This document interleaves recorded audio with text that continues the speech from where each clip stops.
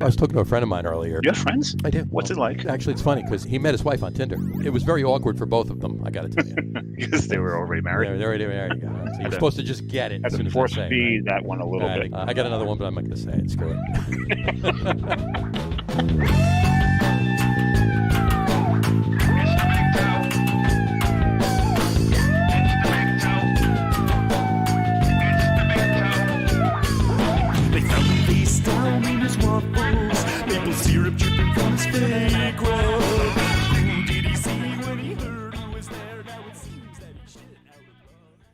All right, everybody, welcome out to the Log Room Guys Craft Beer Show. It is Tuesday, November the 23rd, 2021. Jersey Johnny coming at you. With me, as always, is none other than Mr. Beer Samurai. Say hello, Mr. Samurai.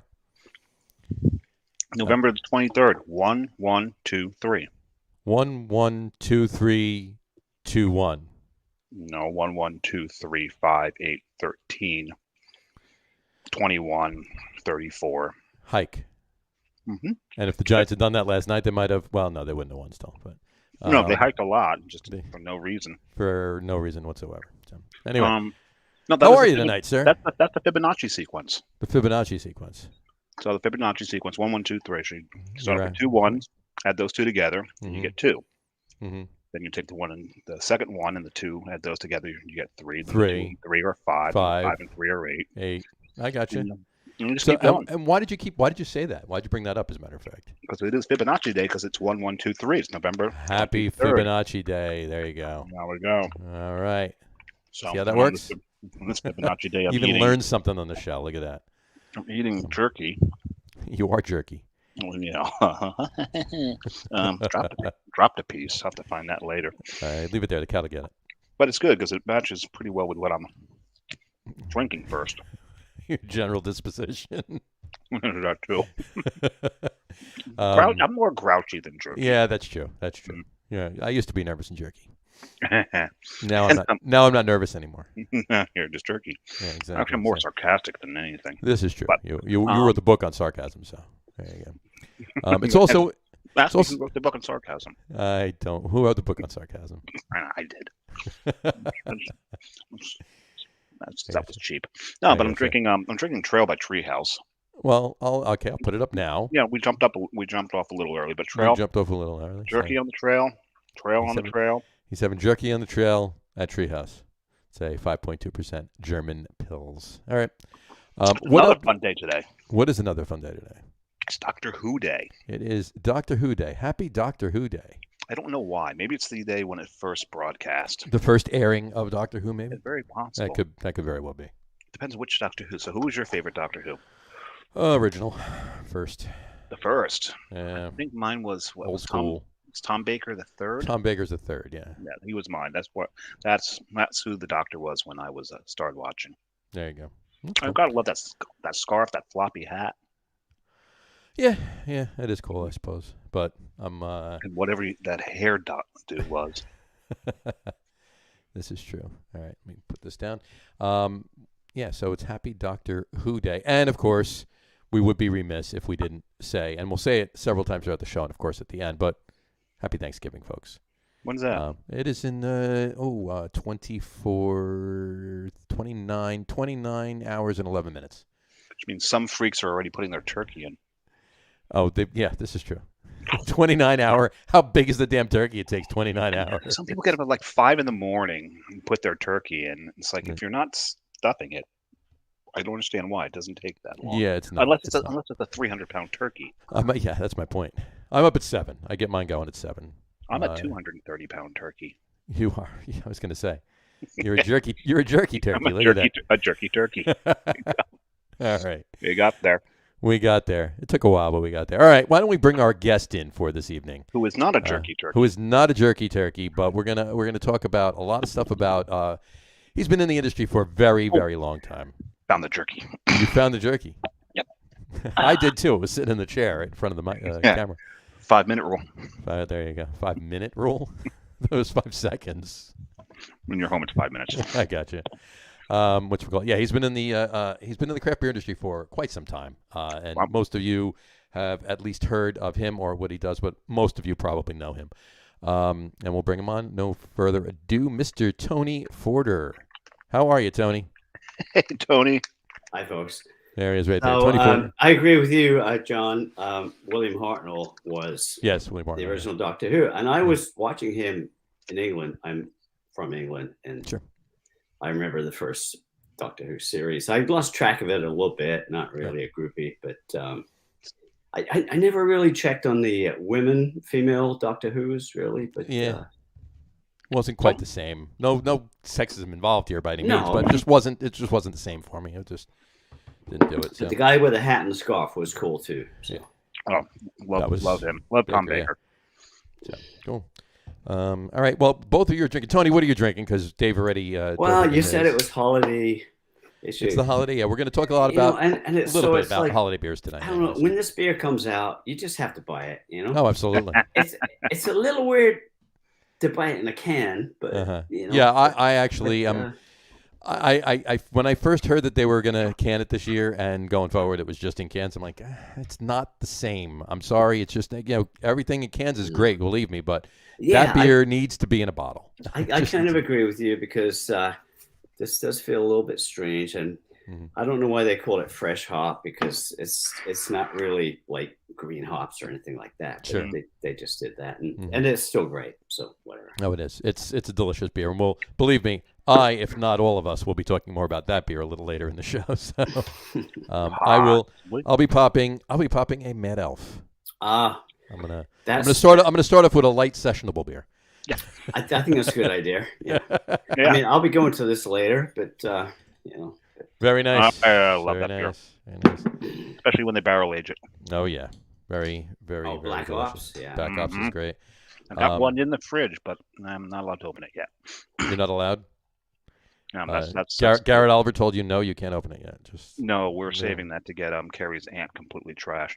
That's pretty. She's 72 years old, weighs about 98 pounds, and is into large barrel-aged stouts. Sounds like Gotta a love winner. It. That works for me. I'd like to meet her. Like to meet her. Yeah, we'll stitch up. She's single, Tony. There you go. Go. I'm not, but He's not, but okay.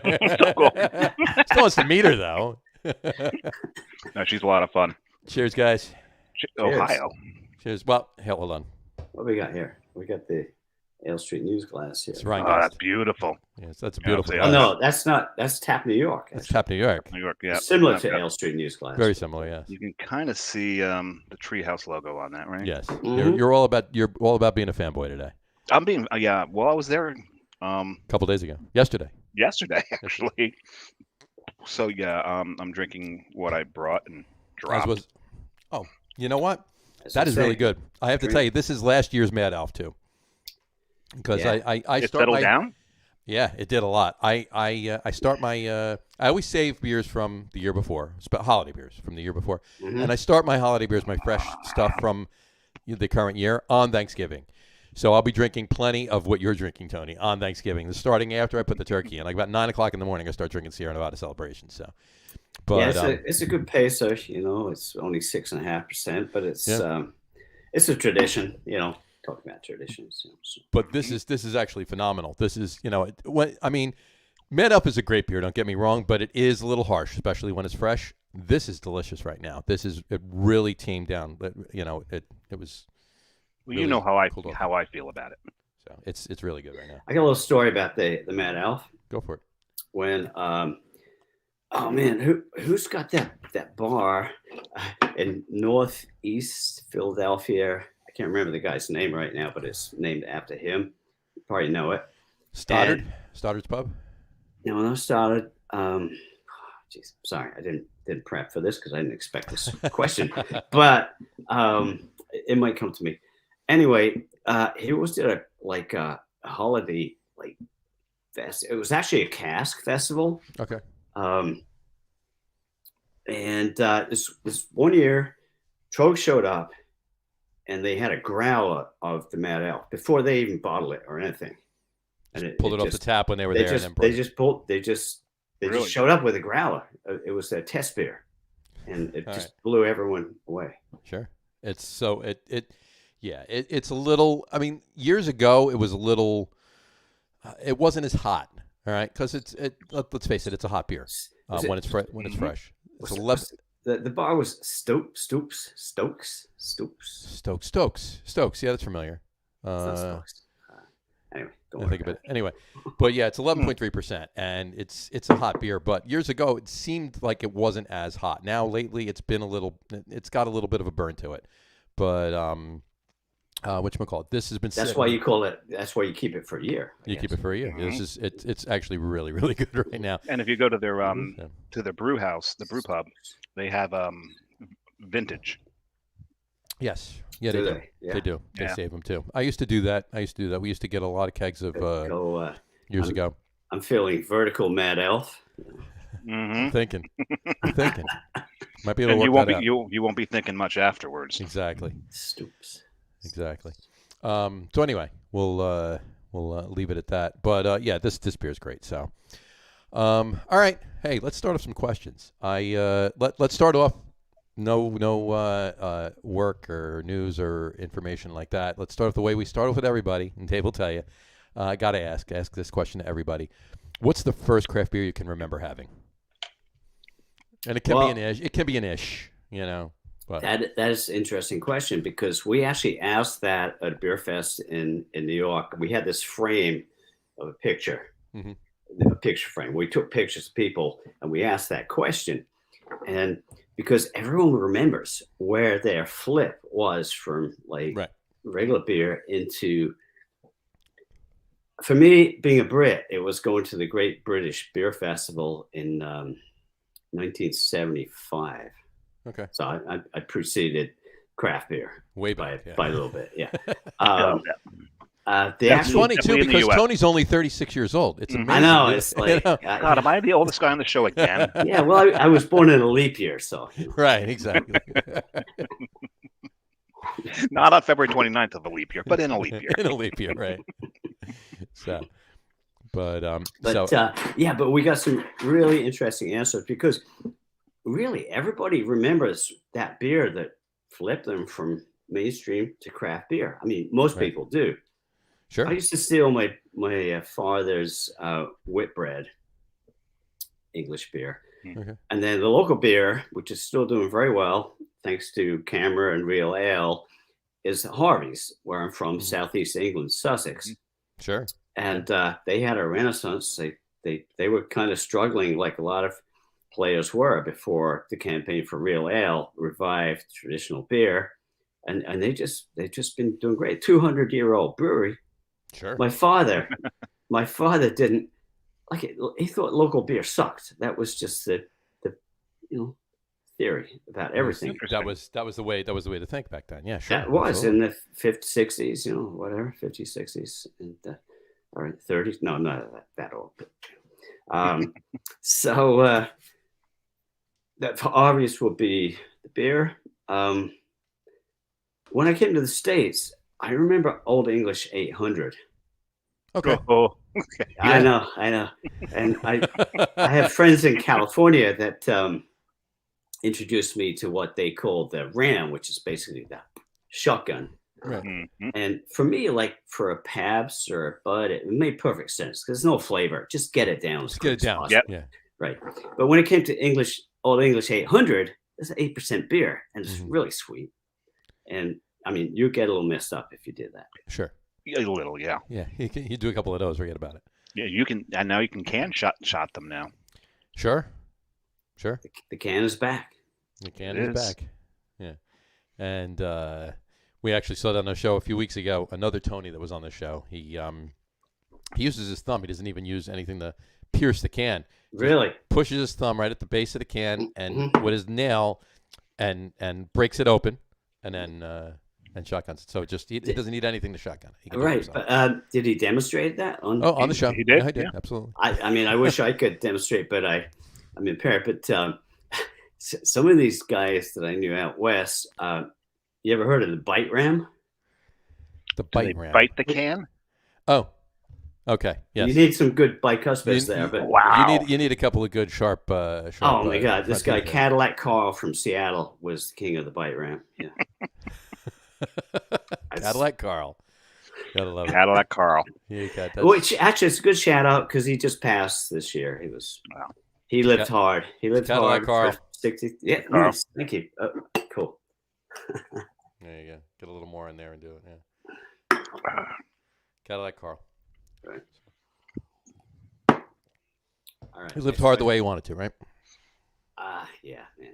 Yeah. Yeah. But There's no sense leaving a good-looking corpse. this is true. Just keep running. There you go. Anyway, so Speaking that's of great. keeping running, I'm going to open my second beer already. Oh my God, he's Well, yeah, that's true. We're- You're we're having all losing a lot of 5%ers. I'm having yeah. like 2 11%ers. So I guess we're even there. You know? Yeah, he's a samurai, right? yeah. Right. He's just keeping it running. So, plus, I plus guess- he had a really hard day today, so he's awful he's, news, but that's fine. I'm going to go with sticking with Treehouse. mm-hmm. I'm going to pour a little water in there before I pour it, but I'm going to open Old Man. There he is. Hmm. You'll remember I had Old Man on the show Yep. a couple weeks ago. ESB. Mm-hmm. You don't get a lot of ESBs out there anymore.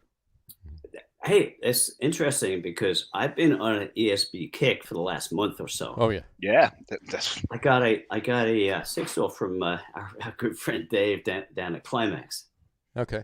Mr. Dave. Yeah, Dave's ESP. Has he so- ever been on the show? You don't want him on the show, right? Dave, he hasn't been on the show yet. No. I got to tell you, that would be an interesting show to have Dave on the show. He's a show. He's a show. we have in Dave- himself, right? If we have him on the show, the top threes would have to be top 3 IPAs. IPAs. Oh, these guys, they don't know how to make any fucking shit. I brew the best beer. All right. Yeah. Okay. Well, I mean, there we go. Anyway, we just had Dave on the show. There you go. All you need to know. IPA is a fad. It's gonna go Anyway, away. I was a little like didn't quite get the hops in this ESB, or maybe it was my memory was off or whatever. Because I always go back to Fuller's, right? Yeah. And Classic. The OG. and Mhm. I had to press him a little bit to what hop did he use? And he said, "Oh, I used Phoenix." For me, it was a little bitter in the finish. It's a good beer. It's a great Right. beer, but I just couldn't quite get around this Phoenix hop. So I've been seeking ESBs out Right. quite a bit just to compare, and I found some actually. They had one on at Elementary today. I was going to say Yes. Elementary's got a nice Elementary's one. ESB is very good. Yes. They had it on Nitro and on Cask. A Nice. Nitro. Interesting. Yeah, ESB, and very my nice. friend that I was drinking with, he was going to get the beers, and I said, "Get the Cask," but he did. He got the Nitro, so then I had to get the Cask, and it was just so much softer. You know, Yeah. The It's- cask was, it's yeah, Cask. of course. There's a guy. Also, I was up in Vermont. I don't know if I mentioned it. I probably didn't. It just came on. In Burlington. I was Burlington, but Middlebury. Steve Parks, who's also an expert like me. He runs the American Brewers Academy. He also has his Okay, right. drop-in brewery, Yes. and he had an ESB on, Nice. and it was like true. It was true to style. That's awesome. Yeah, I could drink True to ESBs every fullest. day. This true to fullest, yes. I mean, style, whatever. It was true to fullest, to my Yeah. memory. Yes, right. Well, Exactly. Fuller's is the style. Right. Mhm. You know, No, it is. they wrote the style guide based on theirs. Absolutely. I, yeah. I'm just glad that people are still making it because everything went so NEPA that Yeah, when I show when you go to Treehouse and they have and Treehouse is all about the NEPAs, right? But you walk into Treehouse and they have like 3 different Meritzens on, and they have a couple of regular fest beers, the structural Right. fest beers. Meritzens. You mentioned Meritzens? Yeah, I know that's coming up. I know that's why I mentioned it. I know, but they have an ESB, they have an alt beer, they have a dark Czech lager, they have A couple German Pilsners. a couple of pills. They have a couple of slow pour taps there too. 'Cause I was just there. I was just there a couple of weeks ago as well. Yeah. And I got their dark Czech lager on a slow pour tap. It was that phenomenal. dark Czech lager is so good. Yeah. yeah, that's a pub of style. I was just up at near where I hang out these days, Equilibrium up Sure. in Middletown. Yeah. Yep. in Middletown, Lower Hudson Valley. Mhm. Same thing, they do all that. I mean, first you get the menu, and it's like the first side. Oh shit, it's all IPA, and then you Right. flip it over. Flip it and over. They've got the regular styles. I like that. That's great. That's Well, great that they're still doing it. I do. It's we're, a beautiful thing. We were up in Maine, what, a month or so ago? A couple of months. No, A couple months August. ago, yeah. We were August? no, we were August. And on the way back, I had a place in, I always got John remembers. Amesbury. Amesbury. I always call it Ellsbury, but that was Sounds later like the Red Mass- Sox. Kobe Ellsbury. Yeah. Massachusetts. Yep. Amesbury, Massachusetts. There's a brewery there called Brewery Salvaticus, and it's all slow pour taps, all German and Czech style. Mm-hmm. They're just Really? doing some fantastic beers up there. This is a thing that I just ran into recently. I've been a bit off the beer circuit for since COVID, whatever. We'll get into that later. But Sure. it's like you want the slow pour or the fast pour. It's like, Right. Wow, that's new to me. I'll With sit down and take my lagers, time. lagers. Yeah, I'll go. Well, I'll- lagers, of course, with lagers. Yeah, of course, with lagers. Yeah. Well, the Source does slow pour too, right? Source has a couple slow pour taps. Yeah. And speaking of that, there's a brewery in Tony. I don't know when the last time you were out in Colorado was, but a brewery just opened up out there this year, sometime over the summer at some point, called Cohesion Brewing, right in Denver, and they have they're nothing but a Czech lager brewery. That's Wow. it.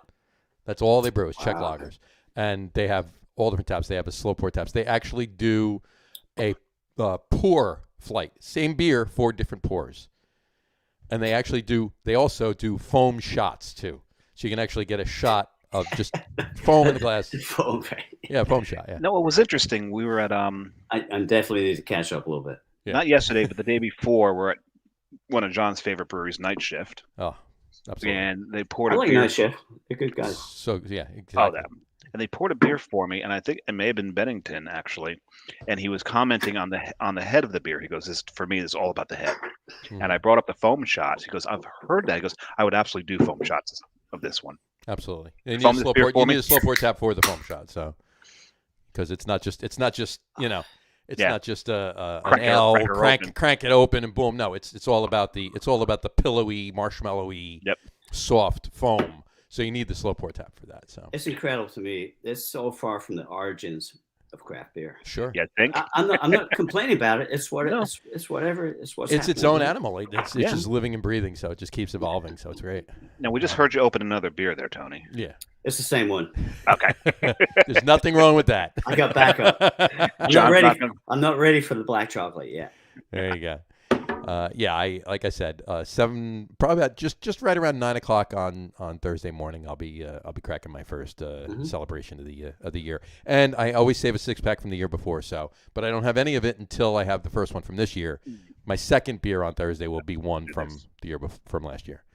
So, just a little tradition. I do it myself while I'm prepping food and getting stuff ready, and the parade's on in the background. The whole Yeah, night, it's so. like you got to just keep your mind right. Yeah. That parade made my commute into work today a little more difficult. I can imagine. Well, because I walk right through Herald Square, and they've got all the news vans set up, tents set up. Yeah, they're broadcasting the rehearsals and Oh, yeah. stuff Oh, like that. just like it's like I came the wrong way this morning. We went in a couple times. We went in to see them blow up the balloons. Yeah. I've never seen that. Years ago. I would like to. I went to the Thanksgiving parade one time, and Mhm. it was fun. It was cold. It was good. Yep. Actually, when I worked in radio, I actually left the station early in the morning and had to drive up, and I was driving all the way up the Upper West Side to the bridge. And I did catch a glimpse of some of the parade getting going before it actually kicked off. That was the closest I actually got to being at the parade on Thanksgiving ever. So that one year at one time.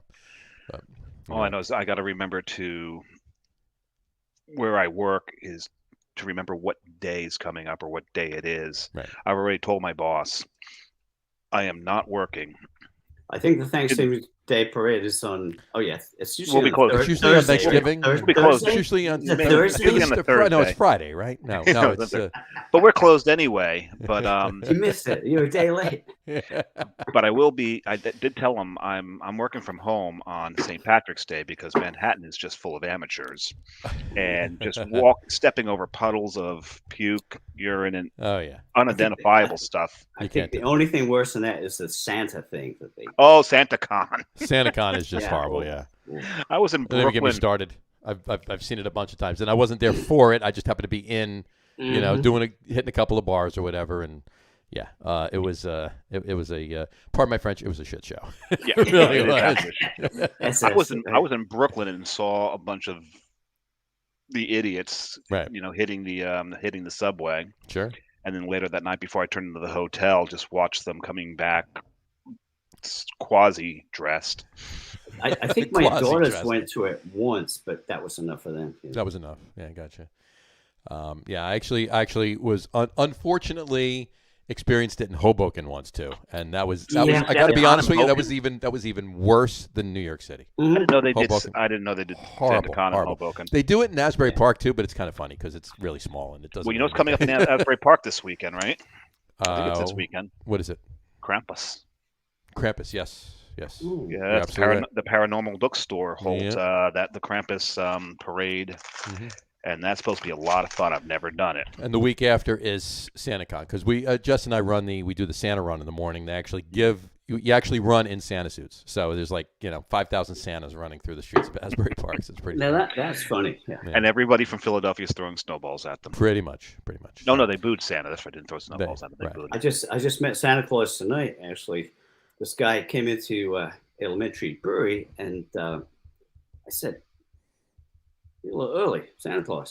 He was like, "Yeah." He gave me a card, Oh, there you go. Oh, nice. There you go. and it's this dude that he says, "Yeah, somebody told me I should be Santa Claus, and I've been doing it for a few years, and it's been a pretty good gig." He's got the beard. He's got the beard. Why not? There you go. I My was told favorite- Rick Reed he should look into that too. Should actually at least do it. At the brewery, that's a horrendously bad idea.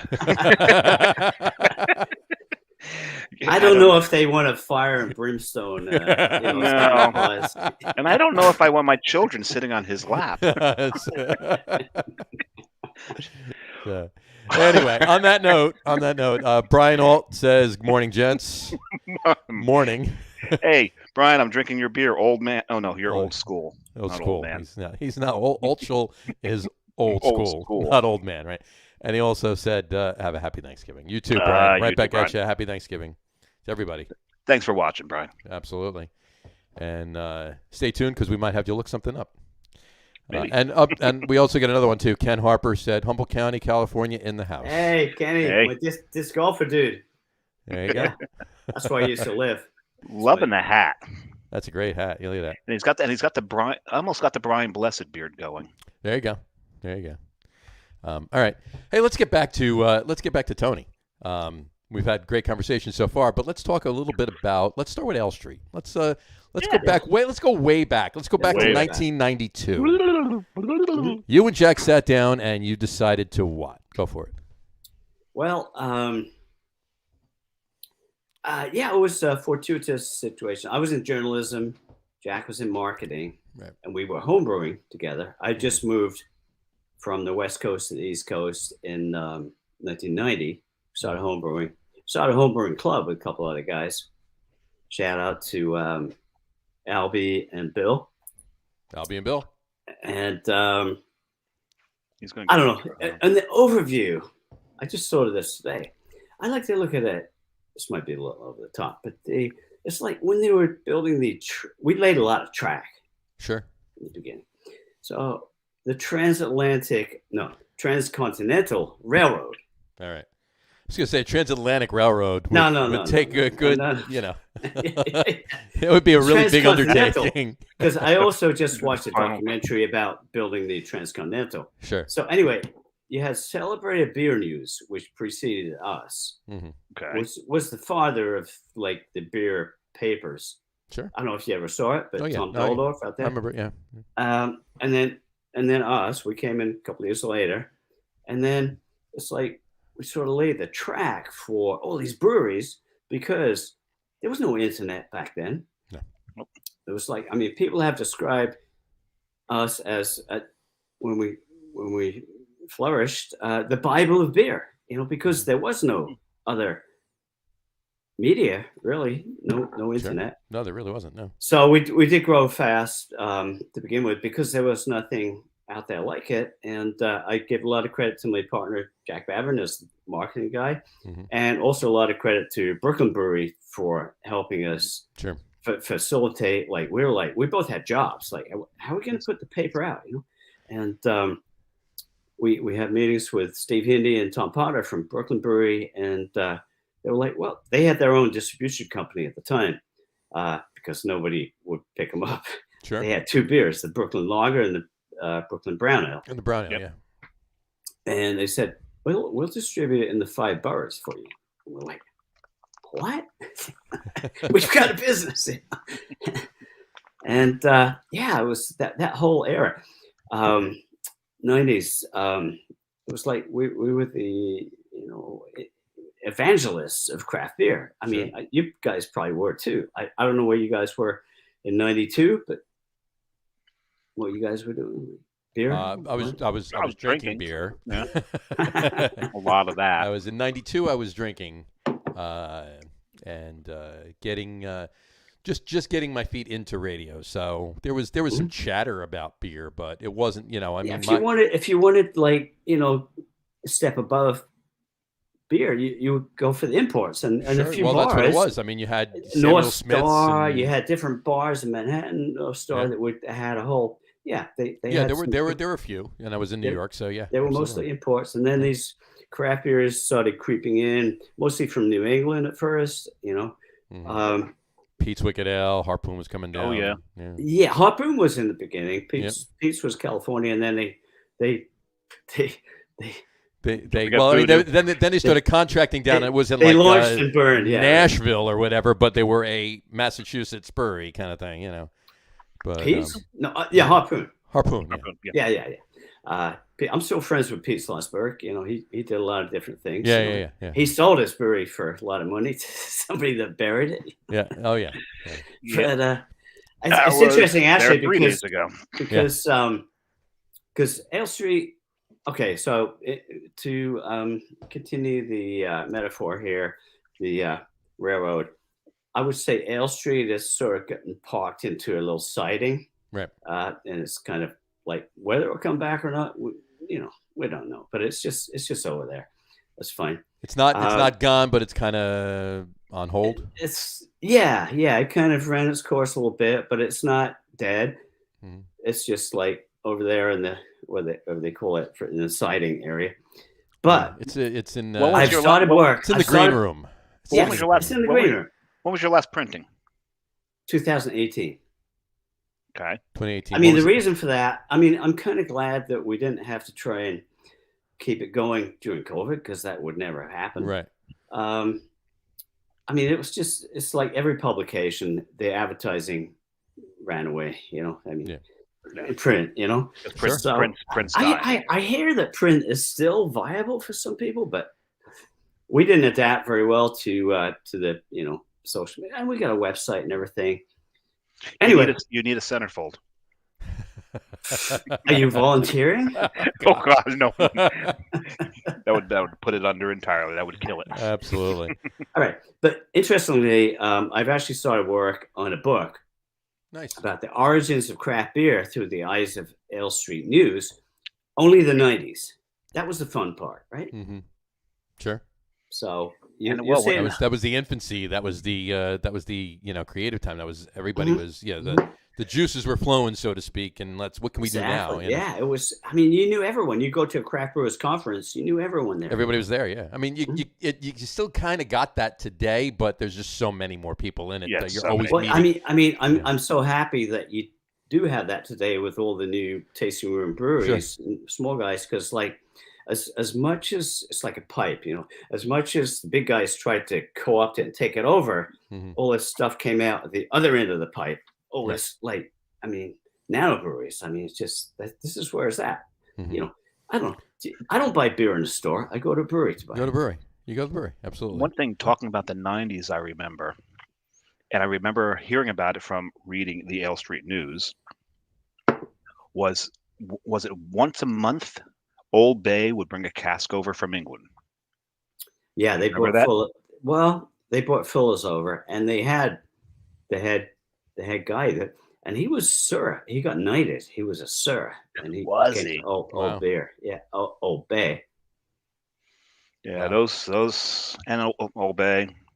They're Old gone. Bay. To Old Bay. There you go. Yeah, I think I was there that night. That was a shame. That was only about 5 years ago they went under. Maybe a little longer. Yeah, a little bit more. 6 or 7, maybe. I think. Maybe 6 or 7. They kept it going for a while. They were, Chris Dimitri. Chris Dimitri was bartender that promoted all this beer to his owners. Tony Toller was one of them, and they went with it, and they were pioneers, definitely. Yeah. Oh, absolutely. Yep. Oh, definitely.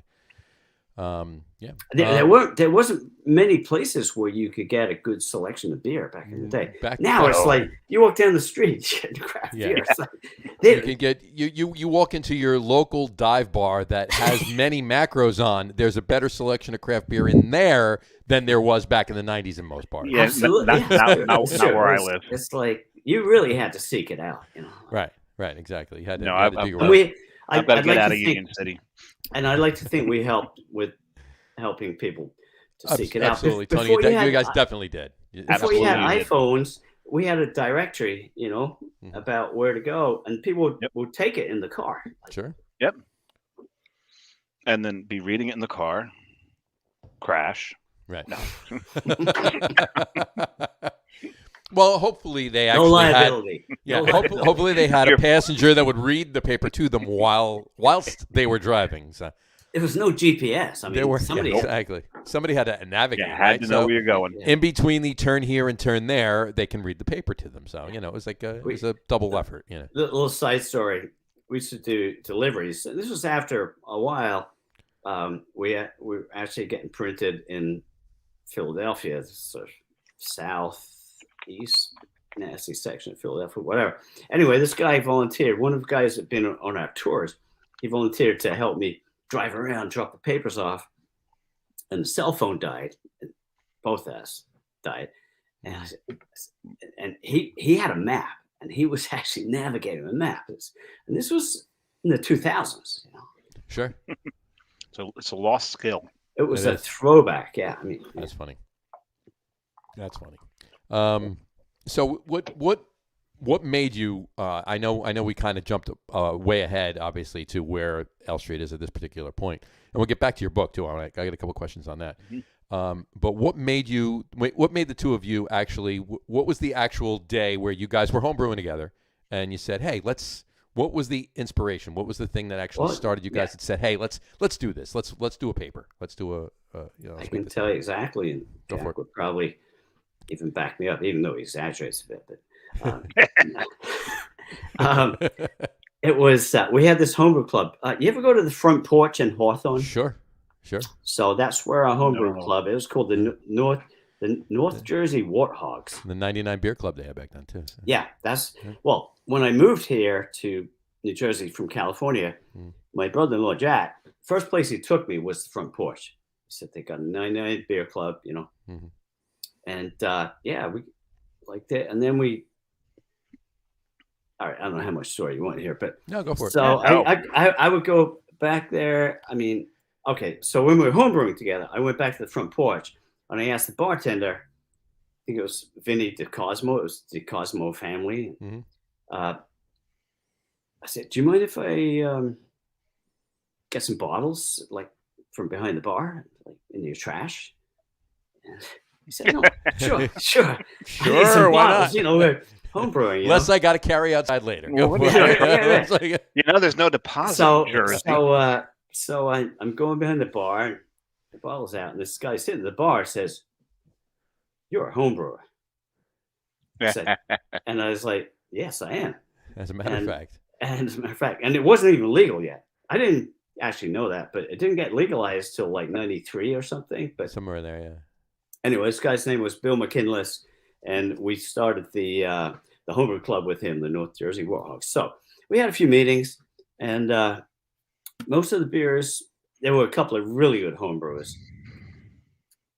And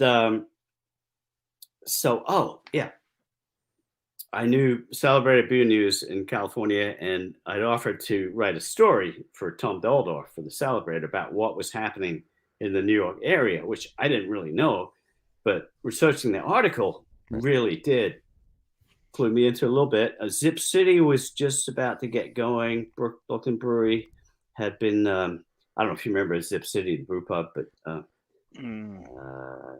it had about a 5, 6, 7, 8 year life. Gotcha. Where were they? They were in. They were near where Heartland. They were near Union Square. Mm-hmm. They had an Austrian brewing system, which was kind of like the bag system, like a homebrew system with a forced air thing, and they were good. But I don't know, whatever. Anyway, you want the original moment. Okay. Right. The original moment. Yeah. Okay. So we're having a meeting, and I'd written the story for the Celebrate. It was published about what was going on in the New York area, what I found out. And I'm showing it to people, and Jack says, put that away, put that away. I got an idea. Put that away. I got an idea. We should do a paper. And apparently he was coming back from a road trip with his wife, Lori, and they were thinking about side hustles back then, like side business. You know? Sure. That wasn't a word back then in the 90s. No.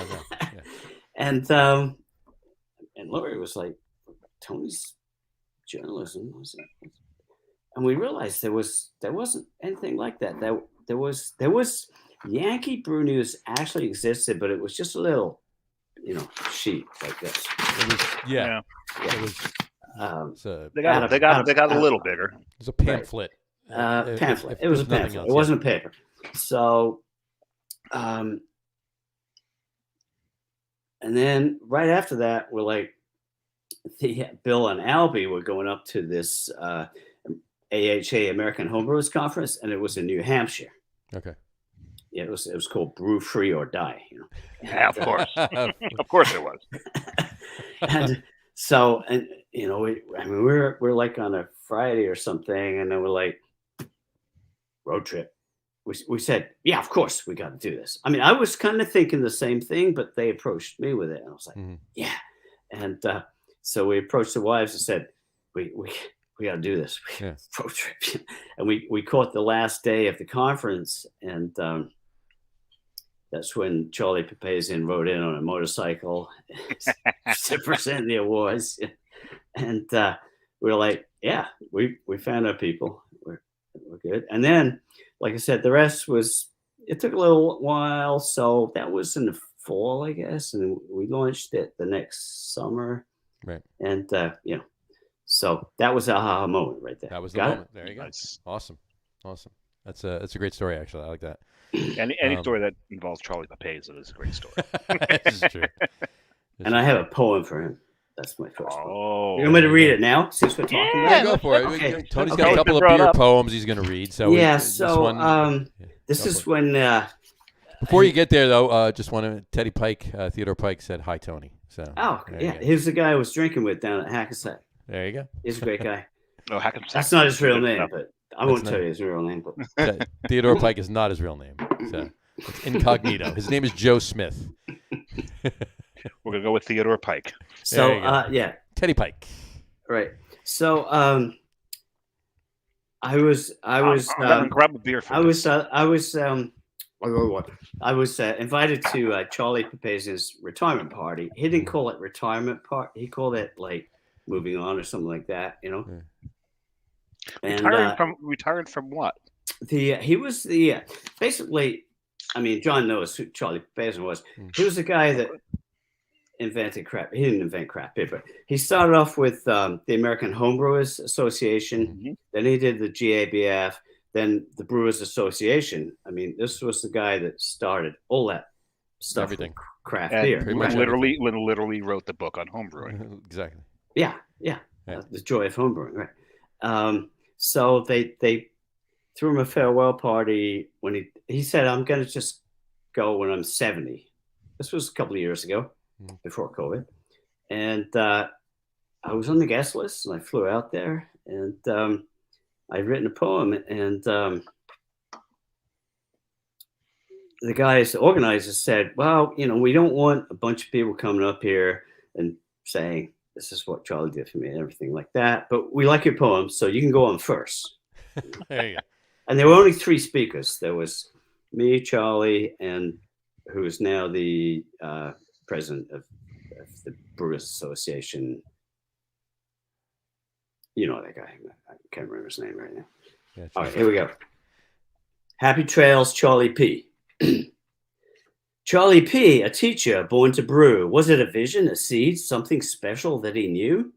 He pursued his passion. He blazed a trail, turning corners, never afraid to fail.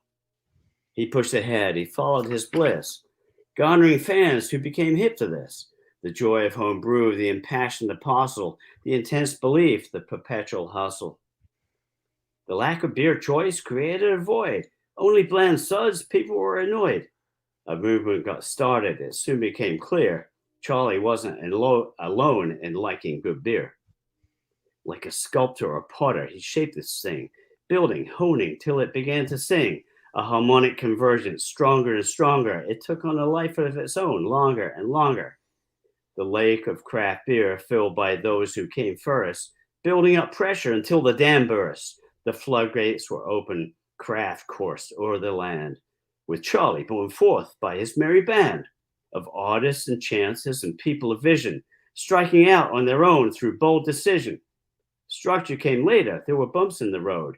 Rules were adopted. They established a code. The roots were now deep, a foundation to keep. But with money to be made and profits to reap, the waters turned murky. The beers went quirky. Some breweries just quit, went cold turkey. Now it's up to others to carry the load, to uphold Charlie's legacy, keep craft on the road. In quality rooted, independence saluted, brewers brewing to what they're best suited. We wish Charlie the best as he signs off from the show. Where he'll wander to next, who can know? Doubtless still spreading the word, beer in hand, with the cheers, global friend, whatever the land. Showman, shaman, 40 years of fun. There'll be many more accolades before he's done.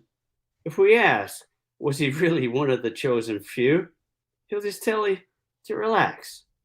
Don't worry. Have a homebrew. Homebrew. There you go. Cheers to that. Cheers to that you. one. That was awesome. Thank you. Nice. Very good. Right. So, it's definitely an end of an era with Charlie, but that's for sure. So, Theodore Pike just said his name is Joe Smith. He just said his. And the president is. And Paul Maraca from Paradox Brewing, he was on the show last week. He said, "Get one for me." He said. So. The president and CEO of the Brewers Association is Bob Pease. Is that right? Thanks. Yeah, Bob. Sorry, Bob. I couldn't remember. It's been a while. I mean, wow. I don't know how the Brewers Association got through COVID. They had to do the virtual GABF last year. They did a virtual GABF last year. I didn't even check in. I went to another direction, with COVID. Sorry. Yeah, it didn't have it this year either. Next year will be the first since 2019. They did have they had the Craft Brewers Conference. They had the Craft Brewers Conference, this year. I was there. Oh, you were there? I heard there were like 4,000 people there. There were a lot. We were not. Augie went out. Augie was there, and I can't say his name again. So no, you said it twice already. So you already said it. You can't say his name 3 times. You can't say it thrice on the show. Can't say it thrice on the show, or he appears. It's kind of like Beetlejuice. Yeah, exactly. Mm-hmm. So, but when he left there, he went up to Seattle for a couple of days, and he actually was on the show in September, right after the Craft Brewers Conference from Seattle, live, and he was actually on. Whose back porch? Who was it? It was a restaurateur from. Oh yeah, Seattle, and he had and I don't think he had slept. I think he was still drinking. Wait, you're talking about conference? You're talking about Augie Bush, right? Yes, that Augie. That Augie, right? Yeah. I'm gonna open my second beer. There you go, right there, St. Bernardus. Oh yeah, that's a wow. They do that. They do it in 12 ounces now. 12. Oh no, they did it in 12 ounces. This fell victim to the same thing that Sierra Nevada Celebration did. It's in cans this year. Yeah. St. Bernardus Christmas Ale is in cans this year. It's not victim, and we're just showing our get off my lawn. Get off my lawn, you kids. It's weird to us. It's very weird to us. We'll get used to it. Yeah. But cans have been the salvation for so many breweries. Cans are obviously better than bottles, but there are some beers that really just belong in bottles. They really do. Because we've always seen them in bottles, so we think they belong in bottles. Sure, but I'm sure that. So why isn't this in the can? I don't get it. Why they'll put it? Let's ask Garrett. Yeah, but it's FX Matt. They make this. Yeah, but I'm sure that I'm sure FX. No, Is this Mr. Rogers? Is the trolley coming by? The trolley's coming by. I have a gong that I brought back from There you China. go. Is very nice. I like that. That was pretty good, actually. Well, it was an accident. That's fine. It was a That's happy accident. There you go. There we go. We just channeled Bob Ross. Yes, we did. I got I'm sure, Garrett. Do they make that up in Utica, or the black chocolate stout is made in Brooklyn? I just heard this recently that they actually closed the brewery in Brooklyn. Because they were just making draft for New York City, and then COVID, Right. Well, they were making all of the specialty bottles too, all of the brewers releases and the brewmasters releases. Yeah, that's true. All the cork stuff. All the cork stuff, all the cork and cage bottles. Maybe they're still doing that. I mean, maybe they're doing still some. I don't know. I just went into the city a couple of weeks ago. First time in 20 months. I never went. Really? Yeah. I have been since February of last year. The last time I was in New York City, and I said this before on the show, the last time I was actually in New York City was December of 2019. I've not been in. Last time I was in New York City about 3 hours. 3 hours ago, yeah. Yeah. So I went in for the. You ever go to the Waterfront Ale House? Yep. Sure. So Sam Prairie, he sold his original place in Brooklyn a few years ago, but Cheers, he had the one on. Cheers. Second Ave, and he was closing up, so we decided to go pay respects. Go in, and it was good because it was a good moment for me and my partner Jack. We hadn't really been doing much, and so we went in and gave him a send off as best we could. They had a band playing out on the street. It was pretty cool. Nice. Paul Maroc actually has commented back in. He says, cans are better if you can find them. Ball put the screws to craft breweries. Well, they make the cans, right? Right. Yep. So, speaking of cans, my third's a can. Your third is a can. Is there really a shortage of cans? Was there ever? That's what they're saying. But there's been, absolutely been a shortage of cans. Yeah, sure. I'll throw mine up there really quick. That's what I'm drinking, the St. Bernardus from Belgium. Winter ale, Christmas ale, it's so good. And what's your third one there? Sticking with Treehouse, because I've got to make room in the fridge for a certain beer that it releases on Friday. Mm-hmm. This is Solitude. It's one of those aforementioned Martsons. Mm-hmm. So now, do you say Martson? It's Märzen, right? Märzen. It's Märzen. But there we go. Now he's popped it off. Oh, boy. That just reminded me of a thing we used to do in California, which was mix a celebration with a black chocolate stout from Brooklyn. No, Do it now, Tony. North Coast. Old Rasputin. Yes. Yeah. That was a great mix. Sure. Ooh. So this could work too. Let's try it. Celebration and Old Raspy. Yes. Interesting. Damn. And now with black chocolate. I'm a little bit of a mixologist, brewers hate me. Oh, you got to do this. Yeah. I think one of my favorite mixes I ever did was they're both founders Cerise with BCBS. Really? Oh wow, really? Oh, it's like a bourbon soaked chocolate covered cherry. Well, with CBS, I could see or KBS. Because BCBS is KBS. I'm sorry, KBS. KBS. I knew what he meant. Yeah. I knew what he meant. KBS, too. I just wanted to clarify in case anybody didn't. KBS and Cerise together is it's delicious. Right. Wow, that sounds delicious to me too. Yeah, that does sound delicious. Yeah. It does. I did that at Cloverleaf actually, and Ryan came out. Cerise is so good on its own. Ryan came out, tried it, and he told who was it at the time? I forget who's the bartender. Matt Chernoval was the bartender at the time. He told Matt to put it on the POS. Nice. Because let Dave name it in there and put it on the POS. Very nice. Speaking of cans, by the way, Paul just commented again. Need to order 5 truckloads. If you want to get cans, you got to order 5 truckloads of them. So Tony, how'd that work out? It's great. Yeah. This worked out. It worked out good. There we go. So East Coast, West Coast. East Coast, West Coast. In a marriage. It's a beautiful thing. Brooklyn and Sierra Nevada. A little more Sierra in here. Happy together. A little more of that. Ken Yeah, we need Harper more actually just time. said Celia and Rasputin. Thank goodness I live in Northern California, he said. And Yeah, this is my old disc golf buddies. There you go. Played disc golf. You know the sport. disc golf, Oh, yeah, yeah. absolutely, yeah. Back in the day, it used to be called frisbee golf because I know, those were the yeah. only discs that existed were frisbees. Right. I know. And now so they've got a different weight for every hole. Yes. Oh yeah. Yeah. Some people call it frolf, but that Frolf. went away. Disc. Frolf. So I'm actually spending a lot of time up on a farm in Warwick, New York. Okay. I love Warwick.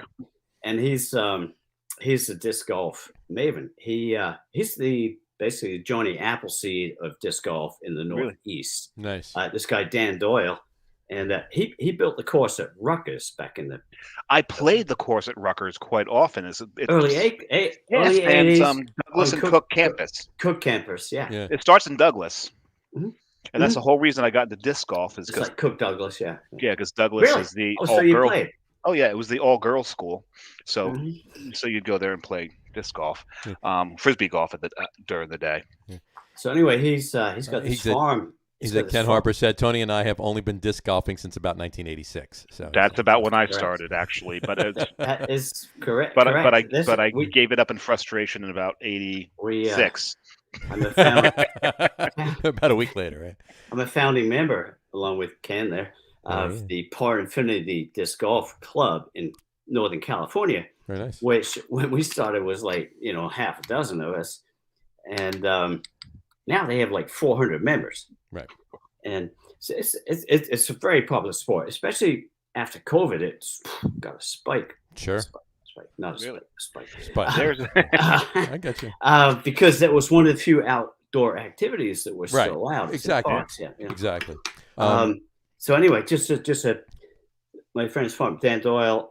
His farm's called the Oasis. I have a trailer up there, and This is in Warwick. This is in Warwick, New York. yeah, I bought a trailer. Okay. I ran into a guy at Ramstein Tasting Room Mhm. who said he was selling a trailer. And I was like, Done. I want a trailer. My friend has got this farm. I want to be Yeah. involved in that. I said to Dan, hey, it's okay if I park my trailer up there? He's like, yeah, sure. Bring There it you on. go. Beautiful. And so a brewery is coming up there. It's going to be called Snufftown Farm Brewery. Snufftown Farm Brewing. because Interesting. the area needs more breweries. Yeah. They've got some really good breweries up there. They do have a lot. They There's have a some lot. really good ones, yeah. Drownlands. Oh, Tin Drownland, Barn. Soul Garden, Tin Tin Barn. Barn. There's The a only, new problem one. with the only problem with Tin Barn is you have to sleep over because their lowest ABV is about 8.5. Yeah, they only That's make their double session ale. IPAs, I think. Double IPAs. There's no sessions. But, That is their session. The Drownlands. That's what I said. That's their Oh, okay. session. Drownlands is beautiful, right? Drownlands is Oh, beautiful. that's a beautiful, beautiful building, right? Sure. That whole area used to be like a prison, right? Yeah. Yeah. Yep. Incarcerate me right now. Yeah, right into that building. Exactly. Paul Morocco wants to know if your trailer is a fancy double wide.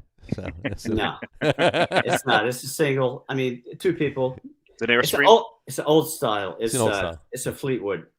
Oh, style. there we go. Sure. But this guy I bought it off, $3,500.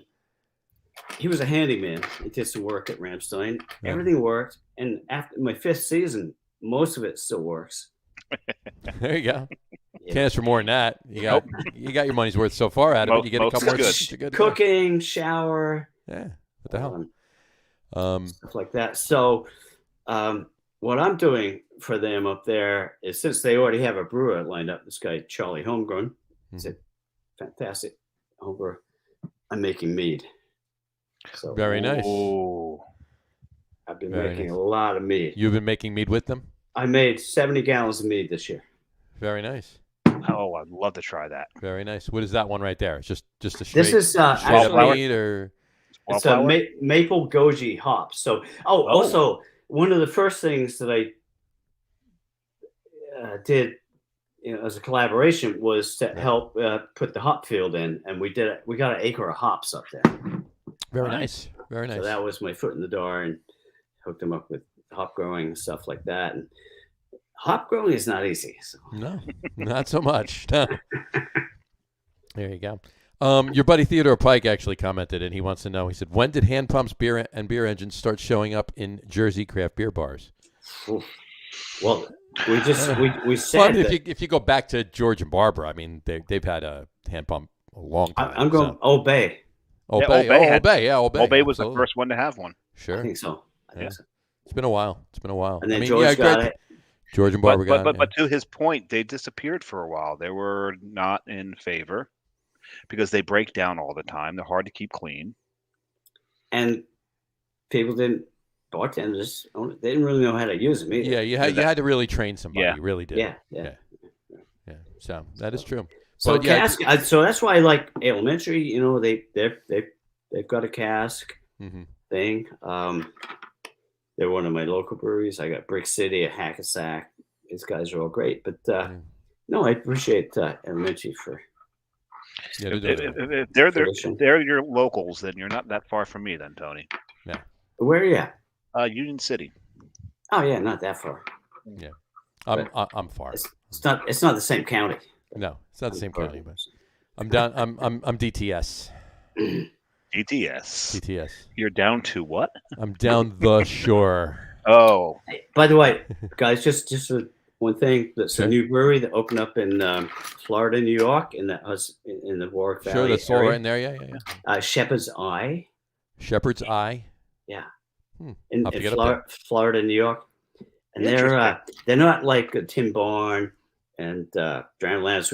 They're big. They're going for the weekend crowds, right? Really? Okay. They're big. How big a brew house did they put in? These guys are more like 15 barrel, and but the guy is like nailing the styles. You know? Nice. Really? Is he all over the place with his styles? Does he have a specific wheelhouse? Well, he has a IPA that's mid West Coast and NEPA. You know, it's that mid Kind of a hybrid. I like it. It's not totally New England. But what I also like was he made a really good stout. He makes the pilsners right on the money. Nice. Really? Nice. Dave, we'll have to get up there. We'll have to take a trip. Yeah, just open. I got to put Paul's comment up. Shepherd's Eye. Yeah, I got to put Paul's up. He said right where his dad grew up. He was an onion farmer. In that black dirt. In the black dirt. Yeah. Black dirt. My buddy Tony actually has a farm. He's got 24 acres, 28 acres, 30 acres, somewhere in there, in Pine Island. He's got a black dirt farm. And Pine Island is the center of the black dirt. Oh yeah, right? Yeah, they're right in there. And it's black. I mean, if you haven't seen it, it's dirt, and it's black. It's black. The dirt is black. It's not brown. It's not dark brown. It's black dirt. And there's somebody. Slady wrote a book about how it was drained. Mm-hmm. That's why they call it the Drowned Lands. It was drained. Yeah. It was Polish and Russians that came in and they figured out how to do it. You know, right. and it's interesting because it's so fertile. It's oh yeah. I mean, it's going to be good for you throw one couple of more decades. Yeah, you throw one seed of anything in that black dirt, the next day you got a plant. It's just the one thing they're worried about is like if you get fires, these fires can go underground. Yeah. Yes. Cheers, Paul. Cheers, Paul. Anyway, a little off topic there, I guess. No, they can. Nothing is off topic on this show. You're absolutely right. So, all right. So what else? So all right, you're making mead. You're writing a book. Tell us more about the book. Tell a little bit more about the book. Let's go back to the book for a bit. Well, it's cool because I thought originally if I want to do this book about this, you know, when we started, that I'd have to find all these original photos. They're up in the attic, whatever, maybe some of them. But I realized with the iPhones and stuff, I can actually go into the back issues and just take pictures. Sure. And it's fine. Yeah. They reproduce pretty fine. So I'm just going to do a narrative. I don't know if you've seen the new Dogfish Head book. I have not. No, I haven't. Okay, no, so here it is. Here it is. I just reviewed it actually. I haven't done a lot of journalism, beer journalism, but I was going to buy it. It's really hard. You got it. You're right. I see it. It's a really nice book. It's like a coffee table book. Lots Sure, of yeah. pictures. That was my idea, and I started last year, but then I got involved in my new website. Oh, I didn't even mention that. No, you What? haven't. Ah, See, you lost right over that. See that? Let's All right. I don't even have. Give it. Let's go. What is throw it? it up there. It's called Linetree. John can real quickly throw up a what you call it, a crawl for that, right, John? I can. Yeah, I yeah. will It's do called that. do it. Linetree Roadside Pub Cafe. Lime Tree Roadside Pub Cafe. Linetree. .com. Pub Cafe, one word. But that basically is sort of. I did a side hustle that became main hustle. That Linetree is one of my nicknames. Is it Linetree Roadside Pub Cafe.com? Yeah. Okay. Yeah. And it's basically trying There we to go. pursue my career as a artist. What's it? Instead of Lime Tree Roadside Pub Cafe.com, right? Mhm. There we go. Linetree Roadside Pub Cafe.com. I can't believe I almost forgot to mention I'll this. go It's even my, further. My Hold main thing, really. I'm coming up with this site can't be reached. Line Tree. No, lime. Lime Tree. Lime. There we go. We got one There letter we go. off. Okay, let's see. And we put that in, and I get take a break from life's busy highway. Relax, contemplate, reflect, stay a while, pick and choose. Limetree Roadside That Pub is a direct. Cafe.com. That is a direct quote from this beer god named Tony Forder. There you go. So, beer is just a small part of it, and it's more about poetry and art and stuff like that. Beautiful. Beautiful. Poetry. Awesome. Give us another. And disc golf, I see. And disc golf, sure. Yeah. There I you see go. disc golf. And now, if there's a course in Morris Plains up by where the old sanitarium was. I played it. That's where you used to live, isn't it? Yes, I used to live there, and I went Okay. there. No, at the sanitarium, I mean. Oh no, Morris Plains. You're talking about Greystone. Greystone. Yep. Greystone, yeah. And that one, when I walked onto that course for the first time, I looked at it and went, "Oh fuck this," because it's all trees. It is trees. Yeah. It's all trees. You have to have such control over your disc to get anywhere near any Control over your what? disc. Oh, disc. Okay. No, Yeah, the S came first. I just want to it's make not sure. disc golf. And because there's I think there's like 4 of the holes that if you hit the tree the wrong way, you're in the ice pond. I know. Yeah, it's tree. Yeah, I played it a few tree. times. I played it twice, maybe on New Year's Day. My friend Jeff, who was one of the course hungover. designers. Yeah, it's probably the best way. It's the best way. In fact, Because you don't give a shit if you screw Yeah. up. So. I know exactly. I play my best disc golf when I am hungover. I Right. realize that. Really? You know? Yeah. Interesting. I've realized that because you don't, you really have no outside thoughts when you're hungover. Sure. Other than, my God, You just- kill me now. All right, I got to concentrate on what I'm doing here, and I just want to forget everything. Okay, so this website is also about poetry. So you have another poem for Yes, us, you have another of course, poem for us. I do remember you saying you have another one. So You want me to do like the COVID one, or it's pretty heavy, or I should do my yeast one. Okay. do your yeast one. There you go. You did talk about that. Yes. So Too many jokes. Okay. All right. So this is Not the go there. ode to this is like evolution. I don't know. Sorry, you've been watching Larry David lately? Not lately. Yeah. The new one. Oh, the new. Yeah. Sorry, I go with Larry David. Sure. Anyway, it's nothing to do with him. Anyway, it's called Ode to Saccharomyces cerevisiae, which is the yeast, obviously, that creates the beer. There you go. And the only other thing that I would advise our listeners of is the word "God is good," which is what they used to call yeast before they knew what it was in the Middle Ages. They just called it "God is good," because they knew it did good stuff. Okay, Because it made some good stuff.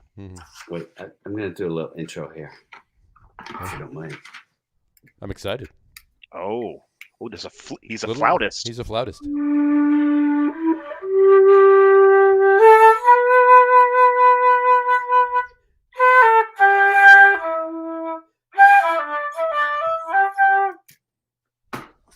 in the murky mists of time.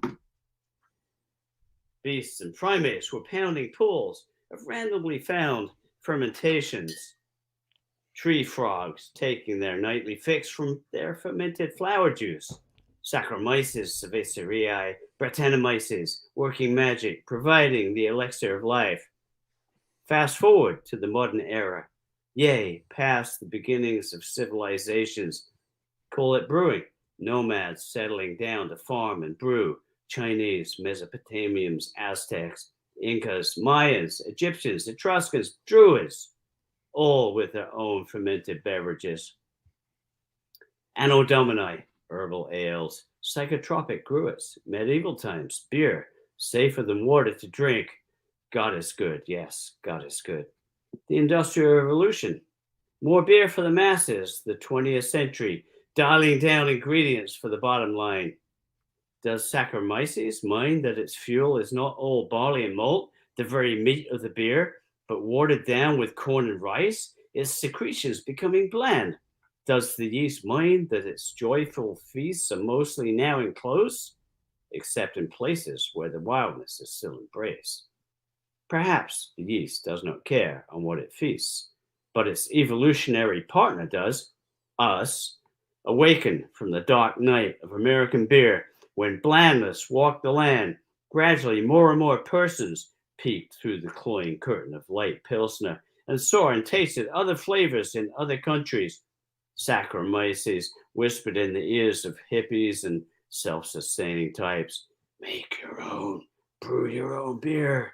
Home brewing opened the Pandora's box of beer styles, rich ambers, hoppy pilsners, porters, stouts, and barley wines. Yes, beer can come in more than one description. Cerveceria clapped its hands as buds of flavor sprouted in the barren landscape of beer. Homebrewing pioneers piecing together the first modern microbreweries, a labor of love at first, gradually gaining strength, overcoming the powers that be, wrestling off the death grip of big beer that would choke this infant at birth, gaining respect and a place at the table, powered by an unstoppable force, evolution, co-evolution with Saccharomyces. Humans set themselves apart when they began to cook. Less chewing, more thinking, brains enlarged, stomach shrank, way before the clay pots came for brewing, harnessing the powerful force of Saccharomyces. Or did the yeast harness us to do its work, to help it propagate as it must? For what are we but ambulatory devices, hosts for untold yeasts and bacteria? If so, we might as well enjoy the ride, eh? Doing the dance with yeast, evolution, unleashing the palate of these new Burgundians, food and flavor, beer and beatitude. The music is crank, the dance grows faster, beer and breweries sprouting everywhere. Saccharomyces cerevisiae never had it so good, in so many places, with so many people, the ultimate collaboration. God is good. Yes, God is good. Very nice. That was beautiful. It was awesome. I really enjoyed that. Cheers on that one. And Samurai, on that note. Oh, I don't know. My might be a little too heady, a little too complicated. No, I think you should do it. Samurai here, really quick. He's never done it on the show before, and he's never even talked about it on the show before. He has a beer haiku. Nice. And I know it. I actually really, really like it. So yes. Go for it. The floor is yours. Beer, beer, beer, beer, beer, beer, beer, beer, beer, beer, beer, beer, beer, beer, beer, beer, beer, beer. Right. That's it. I love that last one. I think you hit the syllables. I think yes, that's right. I mean, you nailed that one. That's my beer haiku. You got it. These guys like you're doing a haiku and they're counting the syllables. I mean, like you know it's. But that was beautiful, man. I mean, what could be better? There's not anything you can add to that would make it better.